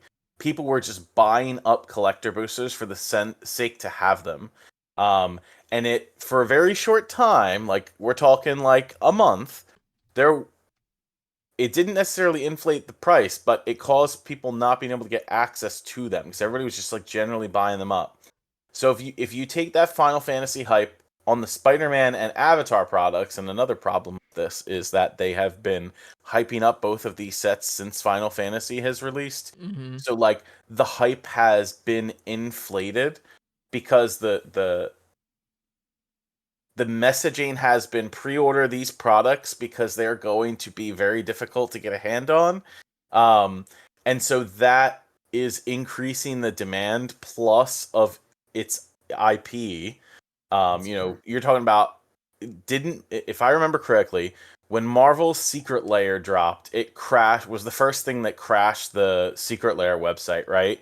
Where all Yeah, it was. the quote unquote scalpers were trying to get a hold of those Marvel Secret Lairs because of the collectability factor. I remember, was it MagicCon Vegas? Not this last one, the one before. Yeah. Last year they had at New York Comic Con. Remember they were giving the Doctor Strange counterspell out, and that card was like a couple $100. Oh yeah. And that was right before they released that Marvel Secret Lair. Mm-hmm. So I understand probably saying it wrong, but each Marvel universe storyline, whether it's X-Men or Spider-Man or whatever, is its own thing and has its own level of popularity. But if you are a staunch like Marvel collector, you need to have everything Marvel, then you're going to buy up all of the Marvel products no matter what it is, right? Mm-hmm. So like Final Fantasy, and the reason that Final Fantasy products were so expensive and continue to be so expensive is because, one, it's bringing people from that world into the world of Magic. Mm-hmm. Two, if you are a collector just of that game or that IP, you got to have these cards regardless if you play the game or not, right? Mm-hmm. You can ask Big D the villain, right? He by far is the Final Fantasy person in our nerd group. He told me months before Final Fantasy came out, Final Fantasy is going to be collected at such high levels, the price of the cards are just going to be so expensive, and it has absolutely nothing to do with Magic the Gathering. Yep. It's just that it is a Final Fantasy IP. I'm not claiming that Marvel is a bigger IP than Final Fantasy. I don't know, right? I legitimately don't know. But you're talking about franchises that have multiple millions upon millions of dollars movies that are out there based on comic book series that have been around literally forever, right? Oh yeah. Will Spider-Man succeed Final Fantasy and being the best-selling Magic set of all time? We don't know, because then we're gonna have to experience this again with Avatar in a couple months, right? So for that sole factor, and I know I've kind of went like on this tangent on how much these cards are gonna cost you, but like taking that in consideration, when you ask the question, because these cards drop at larger rates in collector boosters, will they be as expensive? And I think the answer is overwhelmingly yes. And that's why nobody's going to be able to get their hands on these products if you don't have them already. Mm-hmm. Yeah. It's crazy. It is crazy. 100%. But you're right. I mean, I think I agree with everything you're saying. When you look at Final Fantasy, it is, it has fans who have been big fans for decades. When you look at Marvel, you have like multi-generational fans. Mm-hmm. Like it's a totally different ball game. And so, yeah, I wouldn't be surprised if I wouldn't be surprised if Spider-Man does exceed Final Fantasy. I don't but at the same time, I feel like the crossover between, or the number of video game players and fans were probably already more connected to Magic than a lot of Marvel folks. But at the same time, just a collectible Marvel thing is going to appeal to folks there are folks who have never even heard of Magic the Gathering before who are probably going to buy some amount of this product.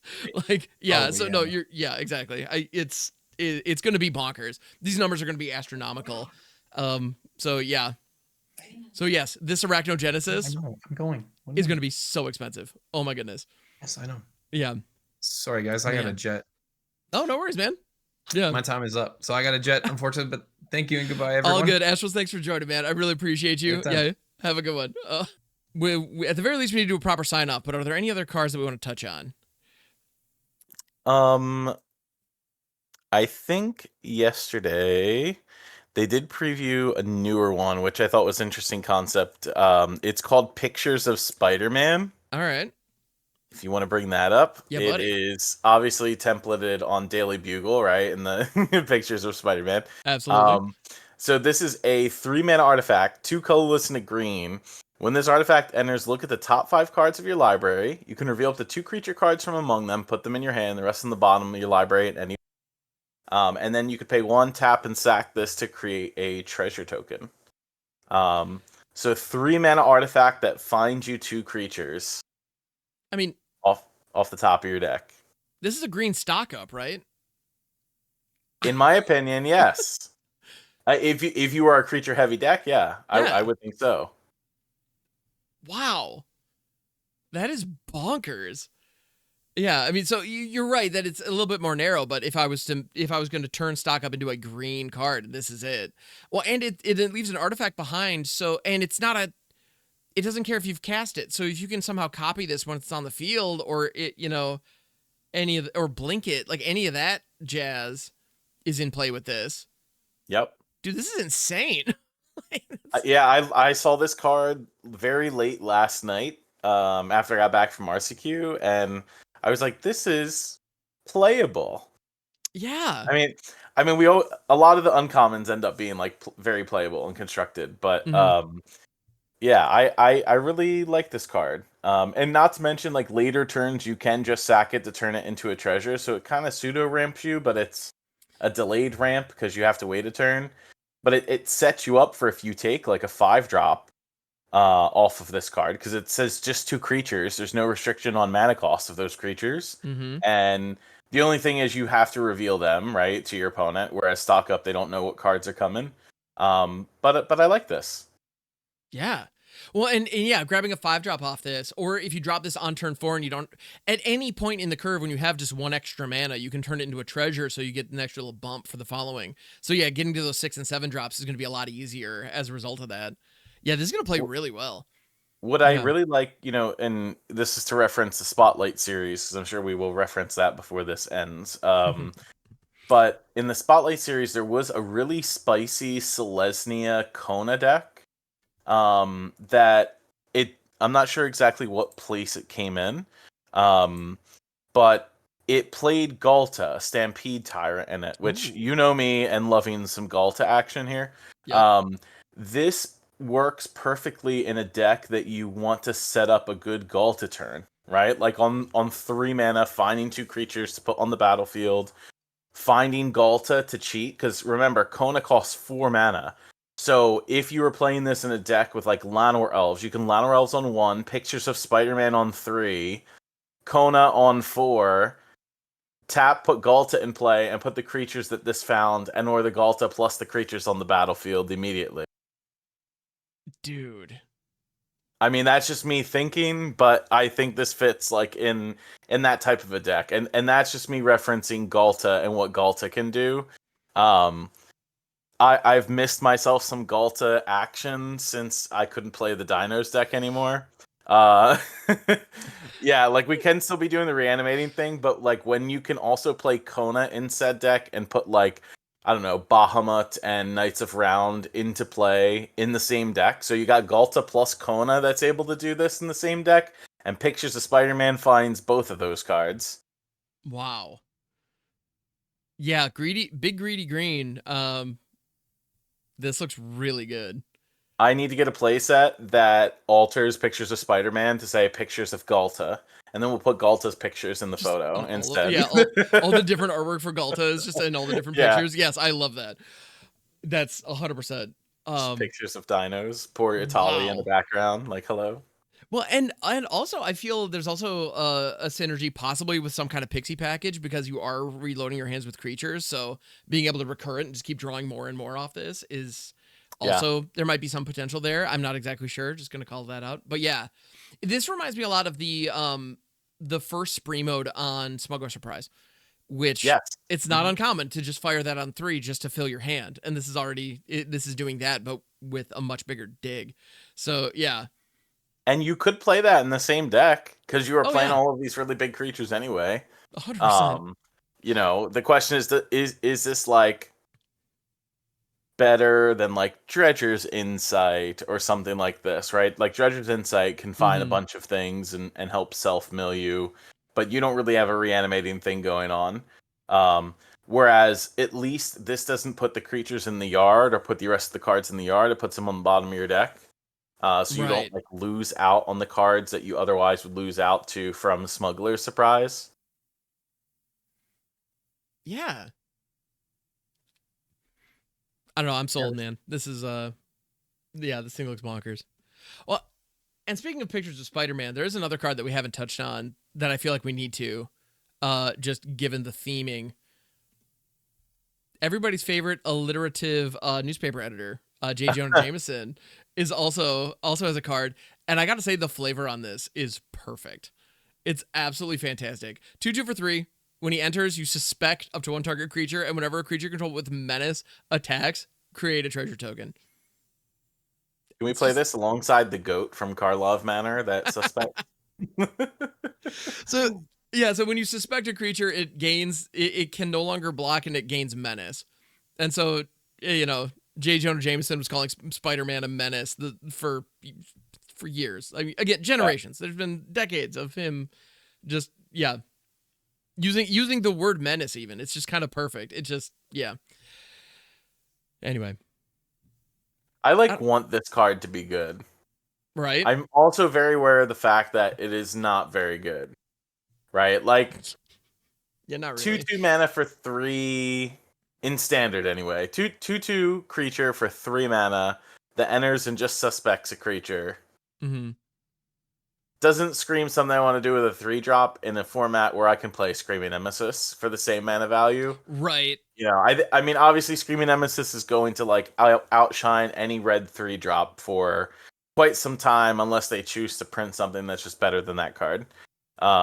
You would have had to have this like deal damage or something when it enters the battlefield. Like turn Jonah Jameson into a removal spell on a stick might have been better than, you know, the whole menace thing. But flavorfully, I understand it. Yeah. They could have made his stats a little bit better, I think. Like, but at the end of the day, well, I love that this card exists, but I agree completely that it's not going to be great and it's not going to be playable. But like flavorfully, it's on point. And this is what I think Universe Beyond's cards could have been. But instead they keep pushing with the power creep. Like this kind of thing where like it's flavorful, it's a nod to the property, and they understand that we're going to sell packs anyway because it's already this property. We don't need to push power level. I love this design, and I kind of wish more of the set looked like this. But I know that's just not the design philosophy that they choose to take. But yeah, it's fun. I like it. Yeah, so this is the rare. Meanwhile, the Pictures of Spider-Man is the uncommon and is definitely the significantly stronger of the two that we just touched on. Yeah. Yes. Fun stuff. Cool. Well, were there any other Spider-Man cards or anything else we want to talk about? You mentioned the Spotlight series. Did we want to go into that a little bit? Yeah, why not? We had our Kaito minute. Do we want our Vivi minute? Is that So just to have on y'all's radar. So I don't know if anybody here caught coverage of the Spotlight series over the weekend. That was in Orlando and it was standard. Just a few things of note on that because they only did coverage over on YouTube. Star City is exclusively streaming all of those things to YouTube and not Twitch for whatever reason. So in watching said content, obviously day one metagame breakdown was like, I don't know, 30% I think it was 30% Vivi Cauldron decks submitted, and then another 3.5% or something like that is it Prowess, which is Vivi Cauldron with Is It Prowess, is Vivi with Astrologian's Planisphere. So think of the old Corey Steelcutter deck, but playing that card instead. And also playing 1 copy of Soul Cauldron in the main to be able to do Vivi shenanigans. Okay? So the deck is not the same, but it is the same. whatever. So 33% of the deck submitted Vivi Cauldron. Not unexpected. Honestly, I would have thought that it was going to be more. Vivi Cauldron was, because of that, almost featured every round of the production because there's just that many players who are playing with the deck, and those players are also winning games. So much so to where 55% of the players converted into day 2. That is larger. It's 20 some percentage points larger than Corey Steelcutter was in the regional championships. Just to paint that perspective. So, they did all of this work to quote unquote balance standard before rotation. They banned 7 cards from the format, and we've gotten a deck that is converting 55%. Now, you might say to me, Carlo, you are looking at one event here, and that certainly can't give you all of the data. And however, I would agree with you. Yeah. At the start of this format, when I said, hey, if you look at the Arena Championships, right? Remember, the Arena Championships was only an event with 37 players. You can't take that event to determine whether or not the health of a format is good based on submitted decks. 37 players playing for World Championship invites. Half of the tournament was playing for Pro Tour invites because it's only 37 players. You would not look at that event and say, the Vivi Cauldron deck is broken. Let's see what's going on here. However, when it puts up consistent results on Magic Online, whether it's the standard challenges or what have you, at this point there have been multiple events. We're mid RCQ season, right, where the Is It Cauldron decks are thriving. And now we have the first big paper event in terms of, I think that this event was 674 players, which I'll touch on in just a moment because that number is important. 55% conversion rate against all other decks. I think we are in a situation where the best matchup against Vivi Cauldron is the Vivi Cauldron Mirror with already sideboarded cards in for game 1 to fight the mirror match. And if you take a look at the Is It Cauldron list that did better, many of them already had what would be considered sideboarded cards in the main, right? Those top tier players, those competitive players, they know that, right? And I think, unfortunately, we were in a situation of Splinter Twin standard all over again, where Splinter Twin, if you remember back in the day when that was standard legal, the only bad matchup it had was the Mirror with already sideboarded cards. Okay?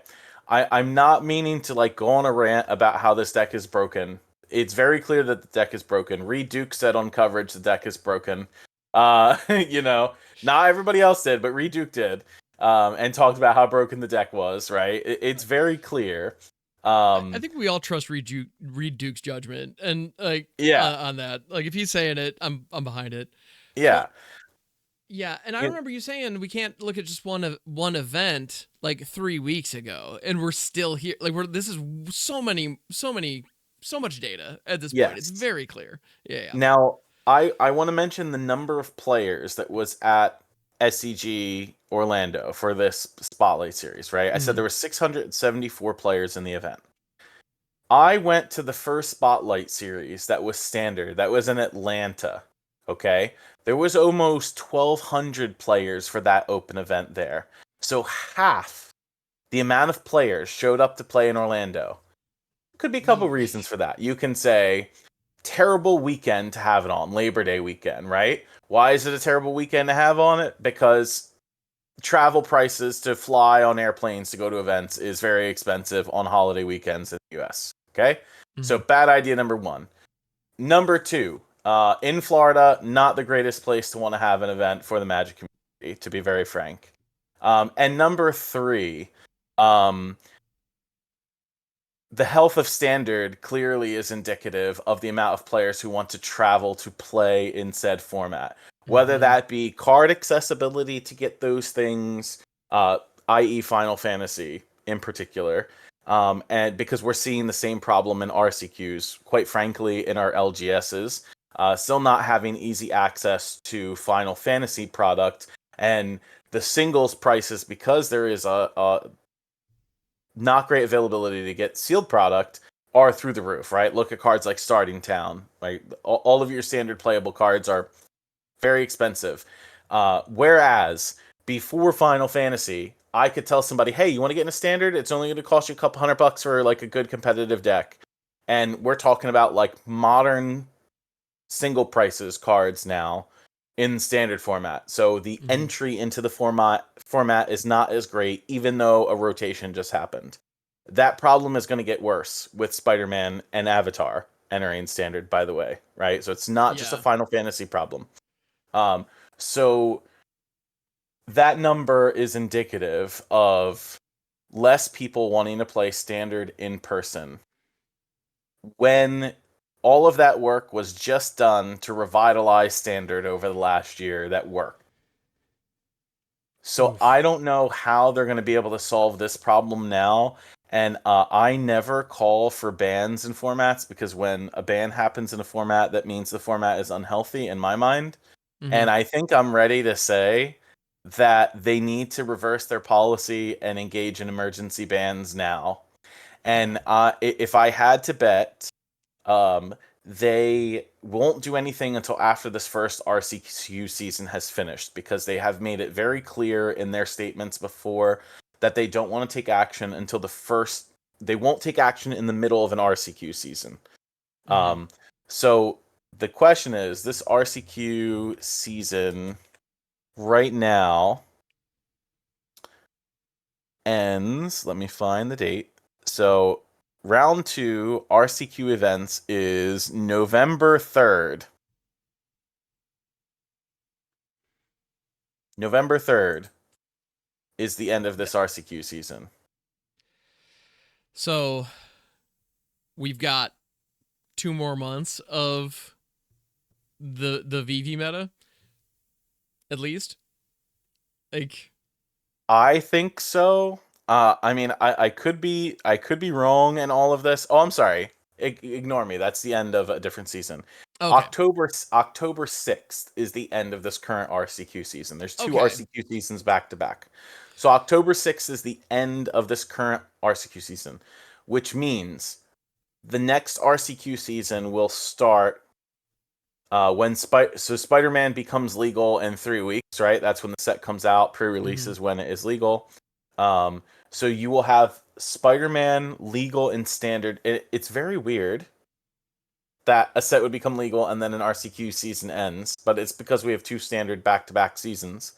So you have 3 weeks total of Spider-Man legal in standard before the RCQ season ends and before the next one picks up. So I wouldn't expect any action until after October 6th if they choose to reverse their emergency ban options. And I would also bet that they say something like, well, we've only had 3 weeks of Spider-Man to see how it impacts the health of standard. No. And I give you the answer now. You can print whatever cards you want in this Spider-Man set. It's not going to match the power level or be able to stop what VV Cauldron's doing. We're talking about now a design mistake in terms of the VV card. 100%. You can't convince me otherwise. Oh my goodness, of course. And 2, the efficiency of the red-blue cards outside of the VV Cauldron combo is very strong. And it's interesting because if you look at some of the cards that they've shown us, like the first look at like Avatar, some of the cards very clearly fit in this red-blue deck. You're right. Whether or not you had VV. So like they've been designing for it. Which is crazy to me to think that these combination of cards need any additional help. So I don't know. They need to do something at the end of this RC season. I think it's fine to keep it up for the next month or whatever. You're just going to see what happens, but there's got to be something done before the next one, or else players are not going to come out and play in the RC. They're just not going to play in the RCQ season. And you got to do something before the RCs for these tournaments happen, which is in January. So January is Portland, February is Milwaukee, Wisconsin. Those are the 2 RCs that this current RCQ format feeds. So you have to take some action immediately. Yeah. Yeah. And thanks for calling out the attendance and the engagement. We're seeing it's just down. And when you see engagement being down, I mean, that's the reason bans have always existed, right? Is if players are leaving, the money stops. So you gotta, yeah. Yeah, and I'm glad that people are, voting with their wallets, as it were, because would I want to spend $800 to $900 on a deck and then $1,000 on accommodations just to deal with mirrors all day for, yeah, no, that sounds, oof. Yeah. Oof. Yeah. I mean, and like I said, talking realities here, right? Like I understand that maybe like the format's not going to be popular as long as this thing exists. Mm-hmm. But from an organizational standpoint of WotC and wanting to stay true to something that they've said in a statement, which is we don't want to interfere with RCQ seasons. I don't think they're doing anything until after this RCQ season's done, period. Yeah. Would I like them to try to do? Would I particularly mind if they came out said, because everybody's off for Labor Day. Let's say they let this week go by, and next Tuesday on the weekly MTG stream, they decide to release an article that says emergency banning these cards in Standard if it's more than one, right? Would I be upset? Absolutely not. But right. I also got to recognize I'm not in the same position as somebody else who might have invested heavily in this deck and would lose, not a lot. It is a Final Fantasy card, but would lose some value, right? Right. When they banned the last 7 cards in Standard, the majority of them were commons and uncommons. There wasn't really a monetary. WotC doesn't care about monetary loss. By the way, when they make ban announcements, they could care less about the price of single products, right? And they're not in that game, and that I totally understand. But they have to do something. At this point they gotta do something. Yeah. That's the bottom line. Yep. At the end of the day, they just have to do something. There's no way that they let this keep going on. There's no way. The conversion rates in this tournament, like we were seeing the success of the Corey Steele deck was heralded as like the most egregious busted thing we've ever seen, and this was significantly better than that. Like I mean, the other thing I was seeing, like in watching the coverage, is folks were also getting mad that the mono red deck was doing well. And here I am, like I rarely ever chat on YouTube, but that's where they were streaming the things. Yeah. This current mono red deck, the mono red deck that won the Spotlight series, by the way, because the top 8 was 6 VV Cauldron decks, 2 mono red, and if you look down into the top 16, into the top 32, the top 64, that number grows substantially in terms of Vivi Cauldrons that converted into the top 64 of that tournament. This mono red deck that won the tournament and the other mono red decks that did well in the Spotlight series are not the same thing as Heartfire Hero Manifold Mouse. So just get that straight. In fact, the known mono red deck that had been doing okay in Standard was mono red Dragons. Look at all of the Magic Online results, y'all.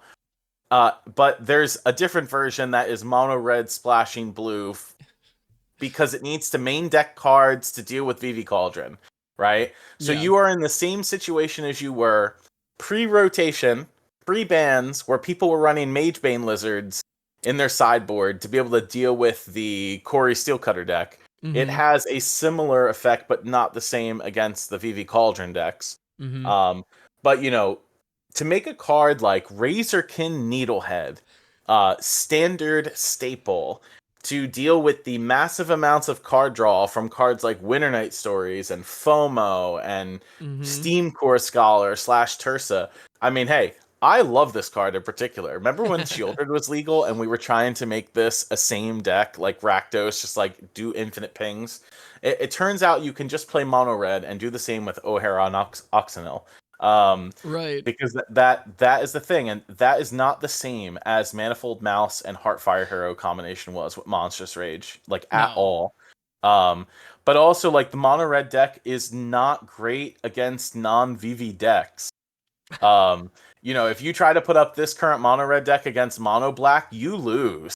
And mono black deck is a very fun deck to play in Standard. Oh, yeah. You put this You pair up mono red against Kona, like Selesnya Kona or Simic Omniscience, you lose. The deck is good, but it's not great. Well, If you're going into a field of Vivi, take mono red because the matchup is good, but it's trash against almost everything else. Well, and it's so funny. I've seen a pretty big uptick in Razorkin Needleheads and like Nova Hellkites and cards like that on the ladder. And playing my goofy jank that doesn't draw enough cards, I'm just like, these are bad cards. Why are you playing these? You know, but the context is everything. Because yeah, I have no doubt they are farming the VV matchups and like, Right. You know, and and rightfully so. Oh, Yeah. absolutely. If you can have a good matchup against half the field, yeah, do that. Like that's a good idea. You should do that. And clearly, it was successful. So yeah. The idea that you could basically being able to select a deck for a tournament based on its matchup with a single deck and almost no other factor is insane. Like I can't think of a stronger indictment on the health of a format than that.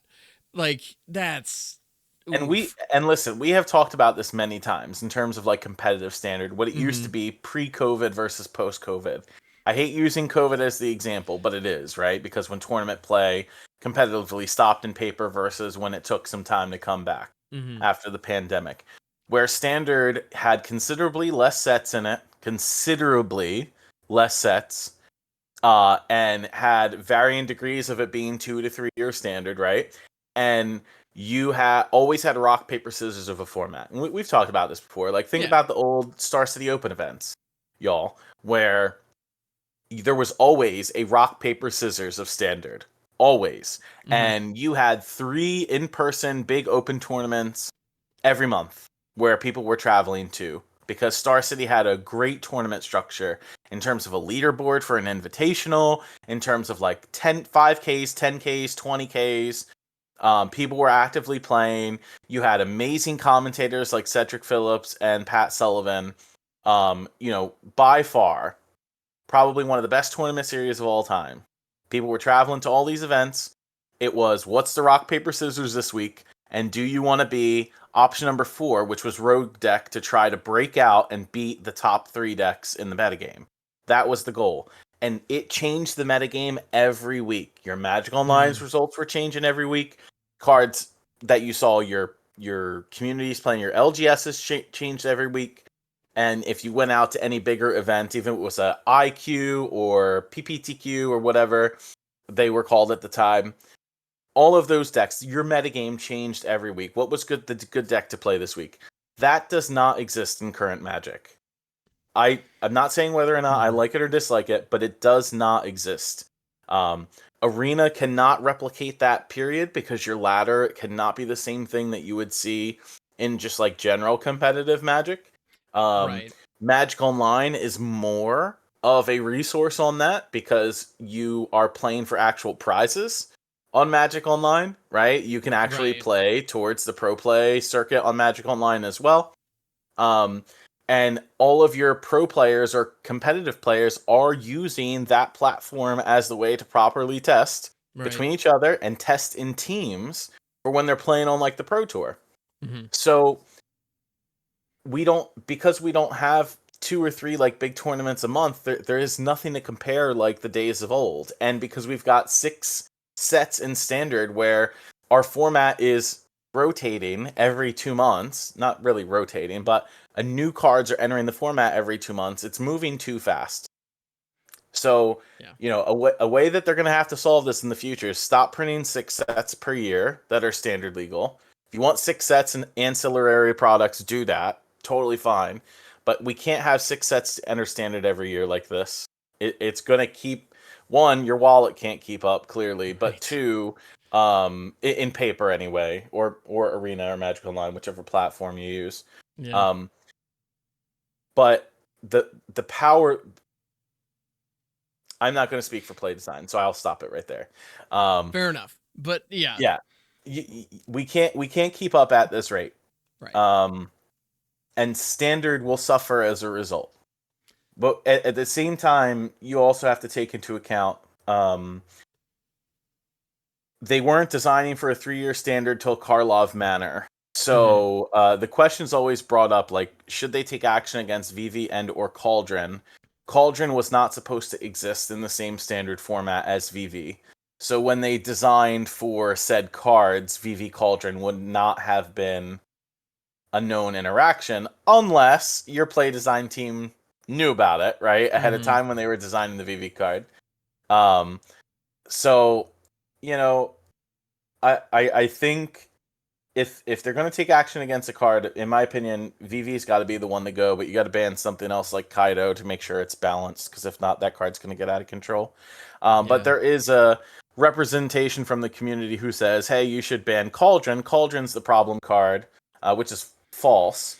Yeah, it's incorrect. Cauldron wasn't played before VV in Standard, so no. But also, Cauldron wasn't supposed to exist with VV in the same Standard format. So if you axed Cauldron and you allowed for a more fair VV deck to exist, what does that look like? And I still think VV is insane in the prowess build of the deck without Cauldron. So agreed. Yeah, 100%. So we can agree that things are untenable right now as far as Standard is concerned, but at the end of the day, numbers going up. So there is kind of a question. So we're coming from a perspective of longtime fans of the game who love Standard and love competitive Magic and want it to be successful. And we want it to be as exciting and energetic and vibrant as it has been in the past. We want it to be better than that. We want it to be bigger than that because we see potential in it.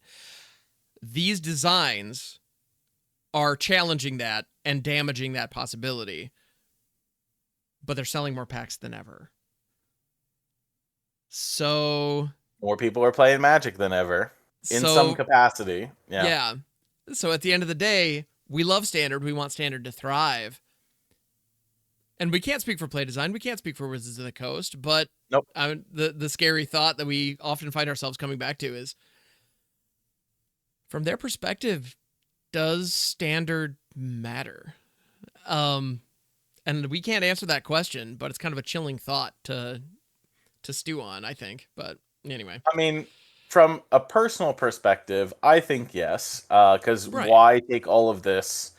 Why make all of this plan to revitalize Standard over the last year? They've done a good job in it, and releasing Foundations, which is a banger of a set, like wanting people to come in, play Standard, play with these cards for a 5-year period instead of a 3-year period, right? So you play with that card longer. But yeah, I think they've done a good job in trying to revitalize the format given the post-COVID era. And this next year, they have planned 12 Spotlight series in comparison to 6. So there will be 12 Spotlight series in 2026.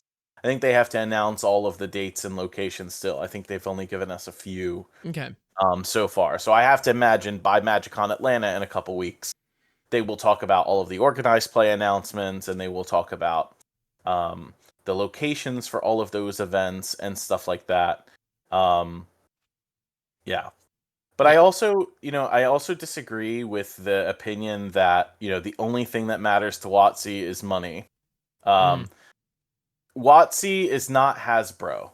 WotC is a subsection of Hasbro that have employees that have existed for well more than sort of like this phase that you exist now. But also, companies do care about making money, y'all, or they wouldn't be in business. This is true. So also recognizing that fact, there's a substantial difference in terms of like designing cards for people to want to buy, right? Like WotC wouldn't have engaged with the Universes Beyond theme if it didn't make money, right?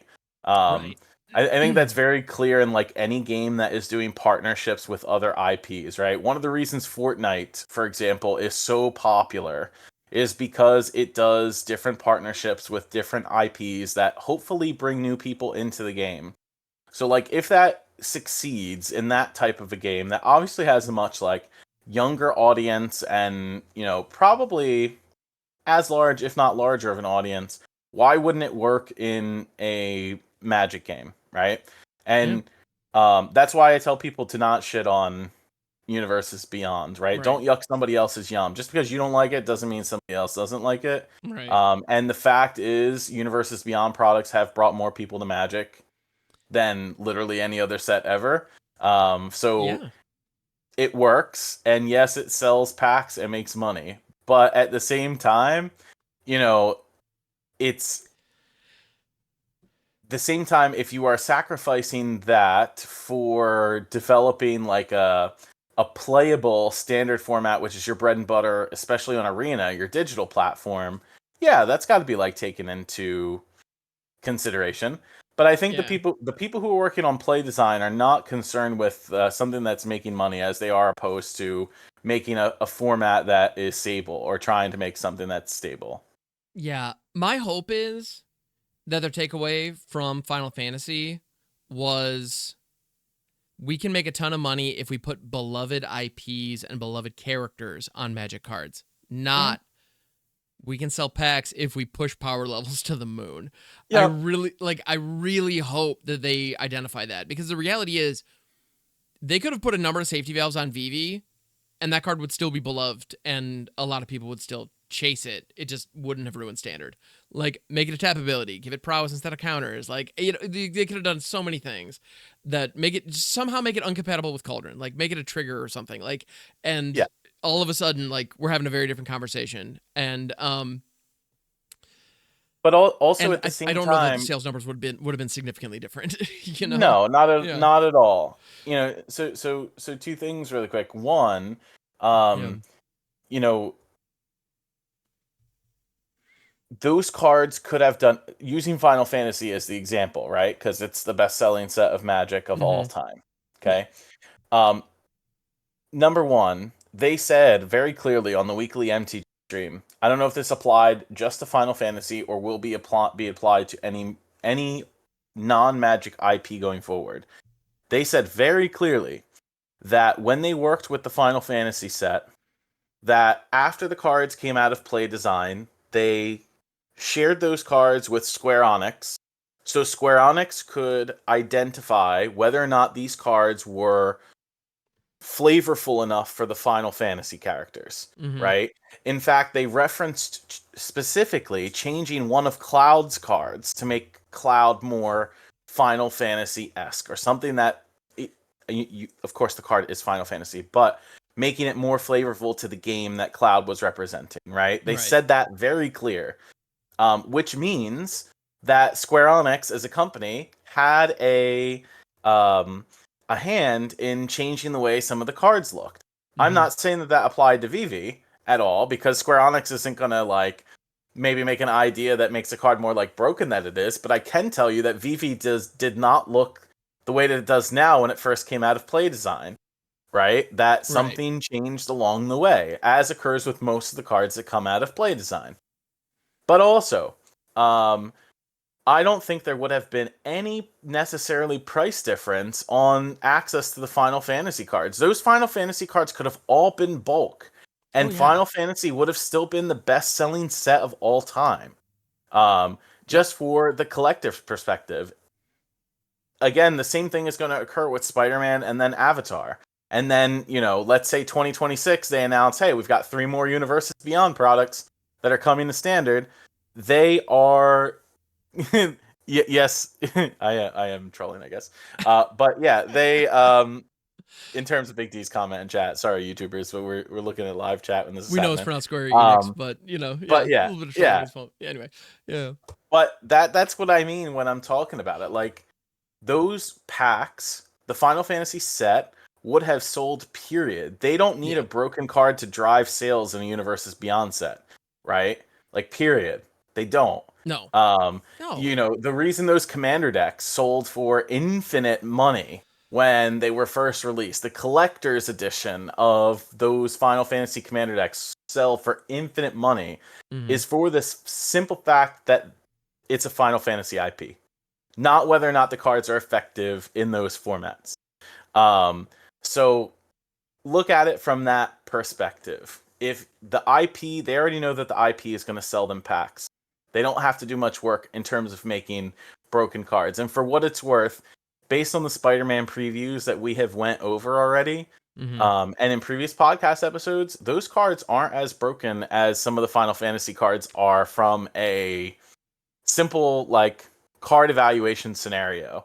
and the Spider-Man set is still going to sell a ton of packs, right? Because it has to, because it's a standard set, and 2, the cards are going to be very collectible. I'm very interested to see if Spider-Man outsells Final Fantasy, and then interested to see if Avatar outsells either of those sets, because I don't know from a it might. Yeah, it'll be interesting to see. Scenario. We're in unprecedented territory with this one, so yeah, it'll be very interesting to see what happens. I wonder if a part of that is the IPs, the IP owners, because Square Enix is a game studio, and they understand the way that people engage with Magic, and they understand if an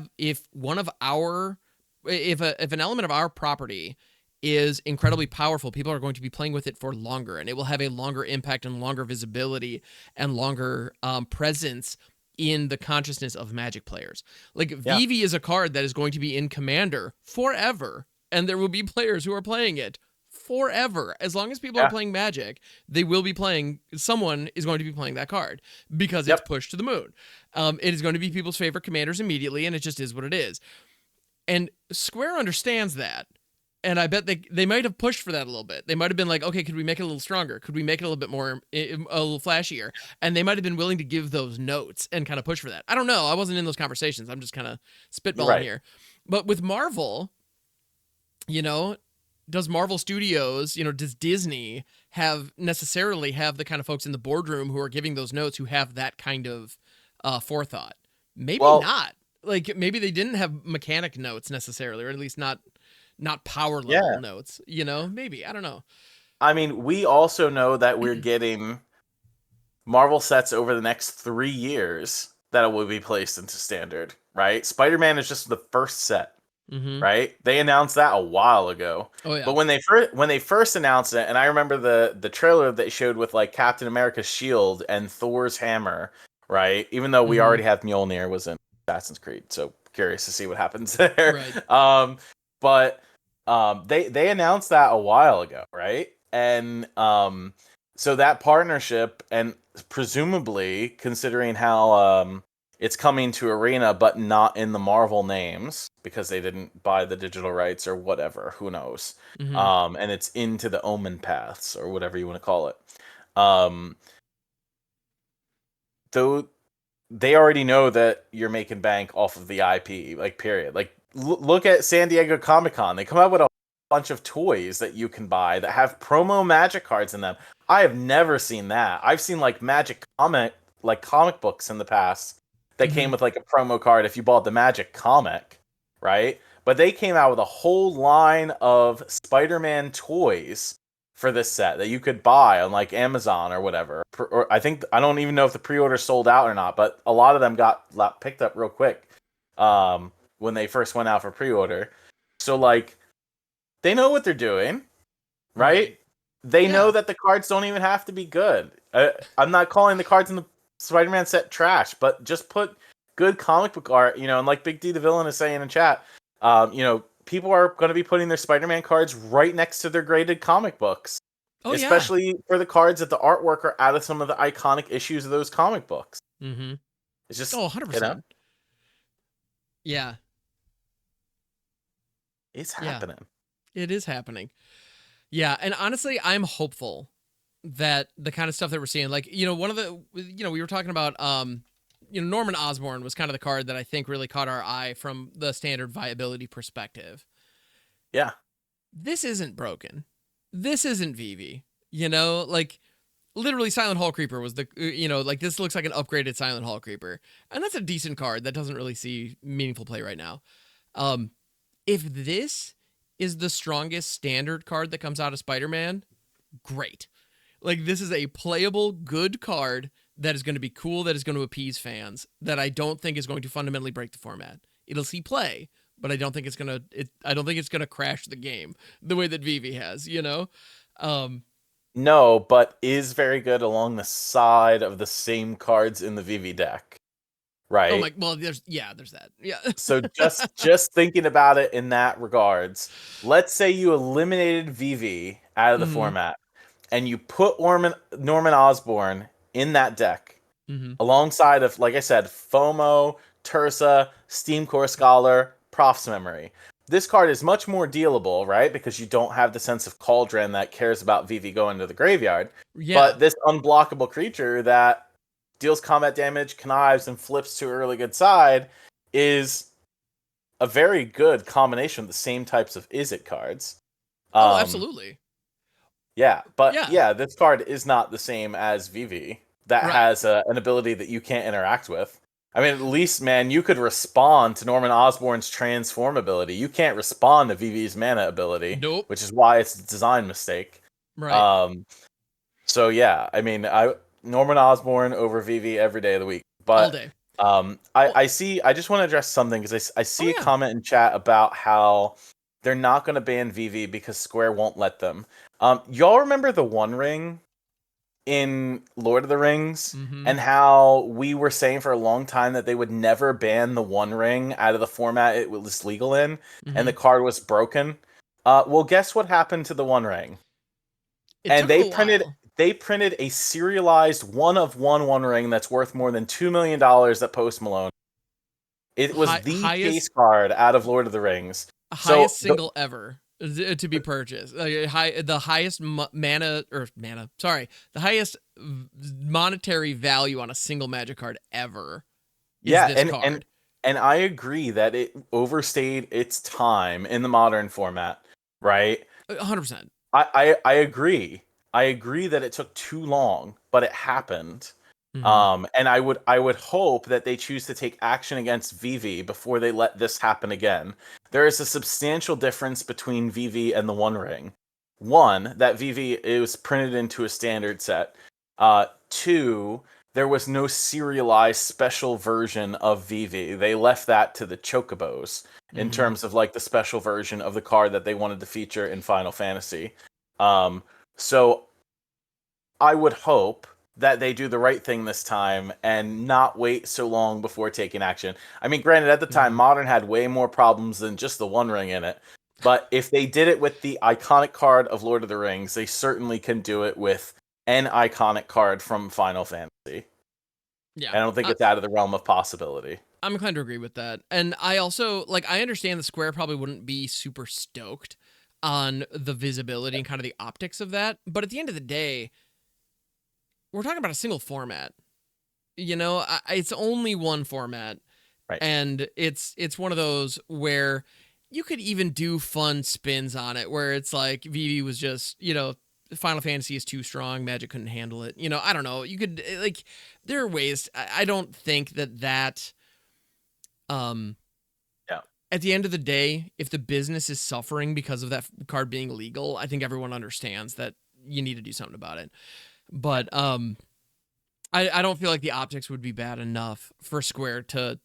And additionally, if Wizards of the Coast has somehow handed over stewardship of the competitive formats to third-party partners, if they don't have the authority to do that, that's a garbage contract that they wrote. I don't think that's happened, but yeah. I don't believe that's a thing. I know pressure from partners that you want to work with again is one thing, but yeah, I don't believe that they don't have the authority or anything like that. Yeah, it'll be interesting.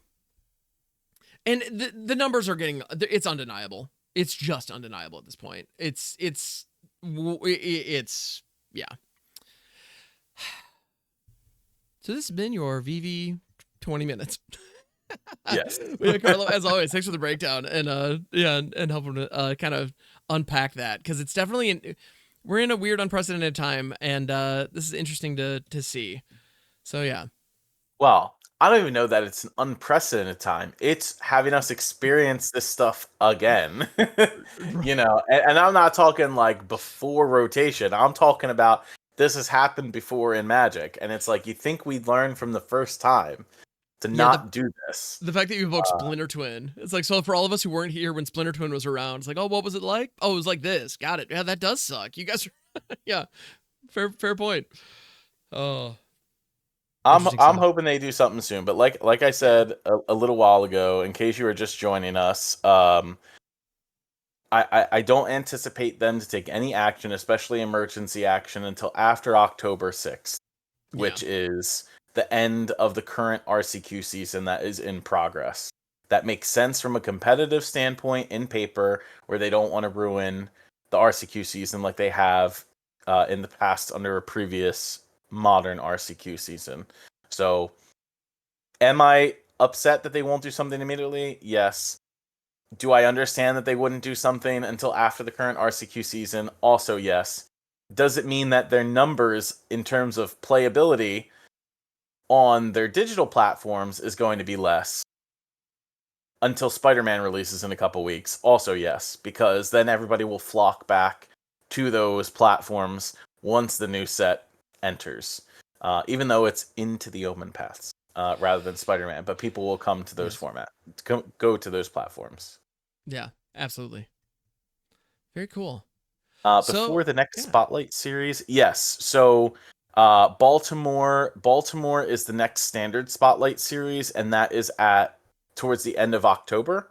I think it's the weekend before Halloween, if I'm not mistaken.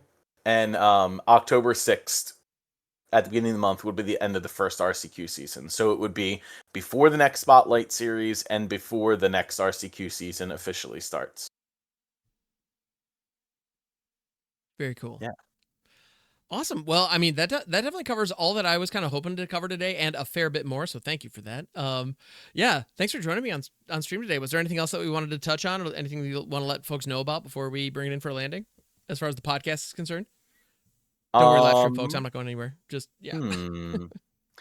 Yes, I mean, in terms of like upcoming things, so we'll be at MagicCon Atlanta at the end of September, so in literally a month. We'll have to get Hamhocks some chicken and waffles from some good places in Atlanta. I know a few spots now that we can go. Hell yeah.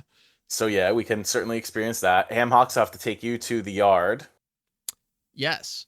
I've never been to Atlanta before, so like all the touristy stuff, all the attractions, I'm going in, without a real like plan, and also having seen none of it before. So yes, I'm there. Let's do it. I know. I can't believe it's already September. It's wild. I know. Time is moving. I don't know where my summer went. But also at MagicCon on Friday, you can come to our meet and greet first thing in the morning if you are going. I think we are 10:30 till 12 or 10 to 12 or something like this in Creator Central. So you will be able to see Hamhocks, me, Jaffer, Astralsflame, and Headology Magic, and Tron is bad. We will all be at the MagicJank meet and greet on Friday morning. And then we are hosting the MagicCon Atlanta Standard Creator Cup, where a bunch of Magic content creators will be vying to see who is the Magic Creator Standard Champion at MagicCon Vegas. That's also going to be happening in Creator Central. Jaffer is planning to stream it to his Twitch channel, assuming that everything goes correctly in terms of mobile streaming in the convention center. Yeah, hopefully the Wi-Fi there is like not awful, and like all that stuff. Yeah. Yes, we're gonna have like a recording area that we can also use during that time. So some content will be recorded from us that you'll see on socials. I will be playing in said event and probably putting out a poll in terms of what deck you think I should play in said event. That way I can bring that with me. So that's going to be fun. There may be a little trophy. There may be a trophy involved. There may be a trophy that we're going to be giving out. Absolutely. Yeah. And I offered my my voice to do commentary for the event while we're on Jaffer's channel, but if we do need to flesh out the bracket, I will also be playing. So I do plan on having at least a deck with me, which may or may not be decent. I don't know. Can Insidious Roots hang in the Creator Showdown? Maybe we'll find out. Yeah, why not? I have all my little plant tokens printed. I'm ready to go. Let's do this. Yeah. So we will be doing that in the end of September, and so that's gonna be a good time. Outside of that are the Spider-Man pre-release. So in case you were looking for some pre-release action, that's coming up the weekend of the 19th, 20th, and 21st. I'll be doing my pre-release streams as per usual from my local game store, the Comic Book Store in Glassboro, New Jersey. So you can catch that out over on my channel. We'll be to open up packs, and I will be throwing Dr. Octopus at people. Maybe some Mary Jane. We'll see what else is coming up in the set. Maybe some Gwen Stacy. Maybe. We'll see. Depends what we open in the packs. But yeah, before that though, just rough mention on September 14th, which is a Sunday, so it's a couple Sundays from now, literally in 2 weeks. I'll be on the front page of Twitch from 3 p.m. to 11 p.m. Eastern Standard Time. Let's go. So if you want to come by and do some viewer brews and battles, we will be doing that for all 8 hours on Twitch's front page. So make sure to come by. Battle me, because I'm down to battle in any and all formats, but of course the focus will be on Standard. Sick. Dude, that is so awesome. Oh my goodness. Yeah, and front page streams are just an absolute delight. So yeah, good work locking that in. Yeah, very good. Awesome. Well, yeah, all those things that he just mentioned, I'm going to be doing a lot of those as well in Atlanta and whatnot. I'm also going to be hanging out in yes, and I'll be bringing a lot of commander decks with me. I'm also going to be hanging out in Atlanta. I'm also going to be with the Generic Commander crew, which is a YouTube show that I'm a part of.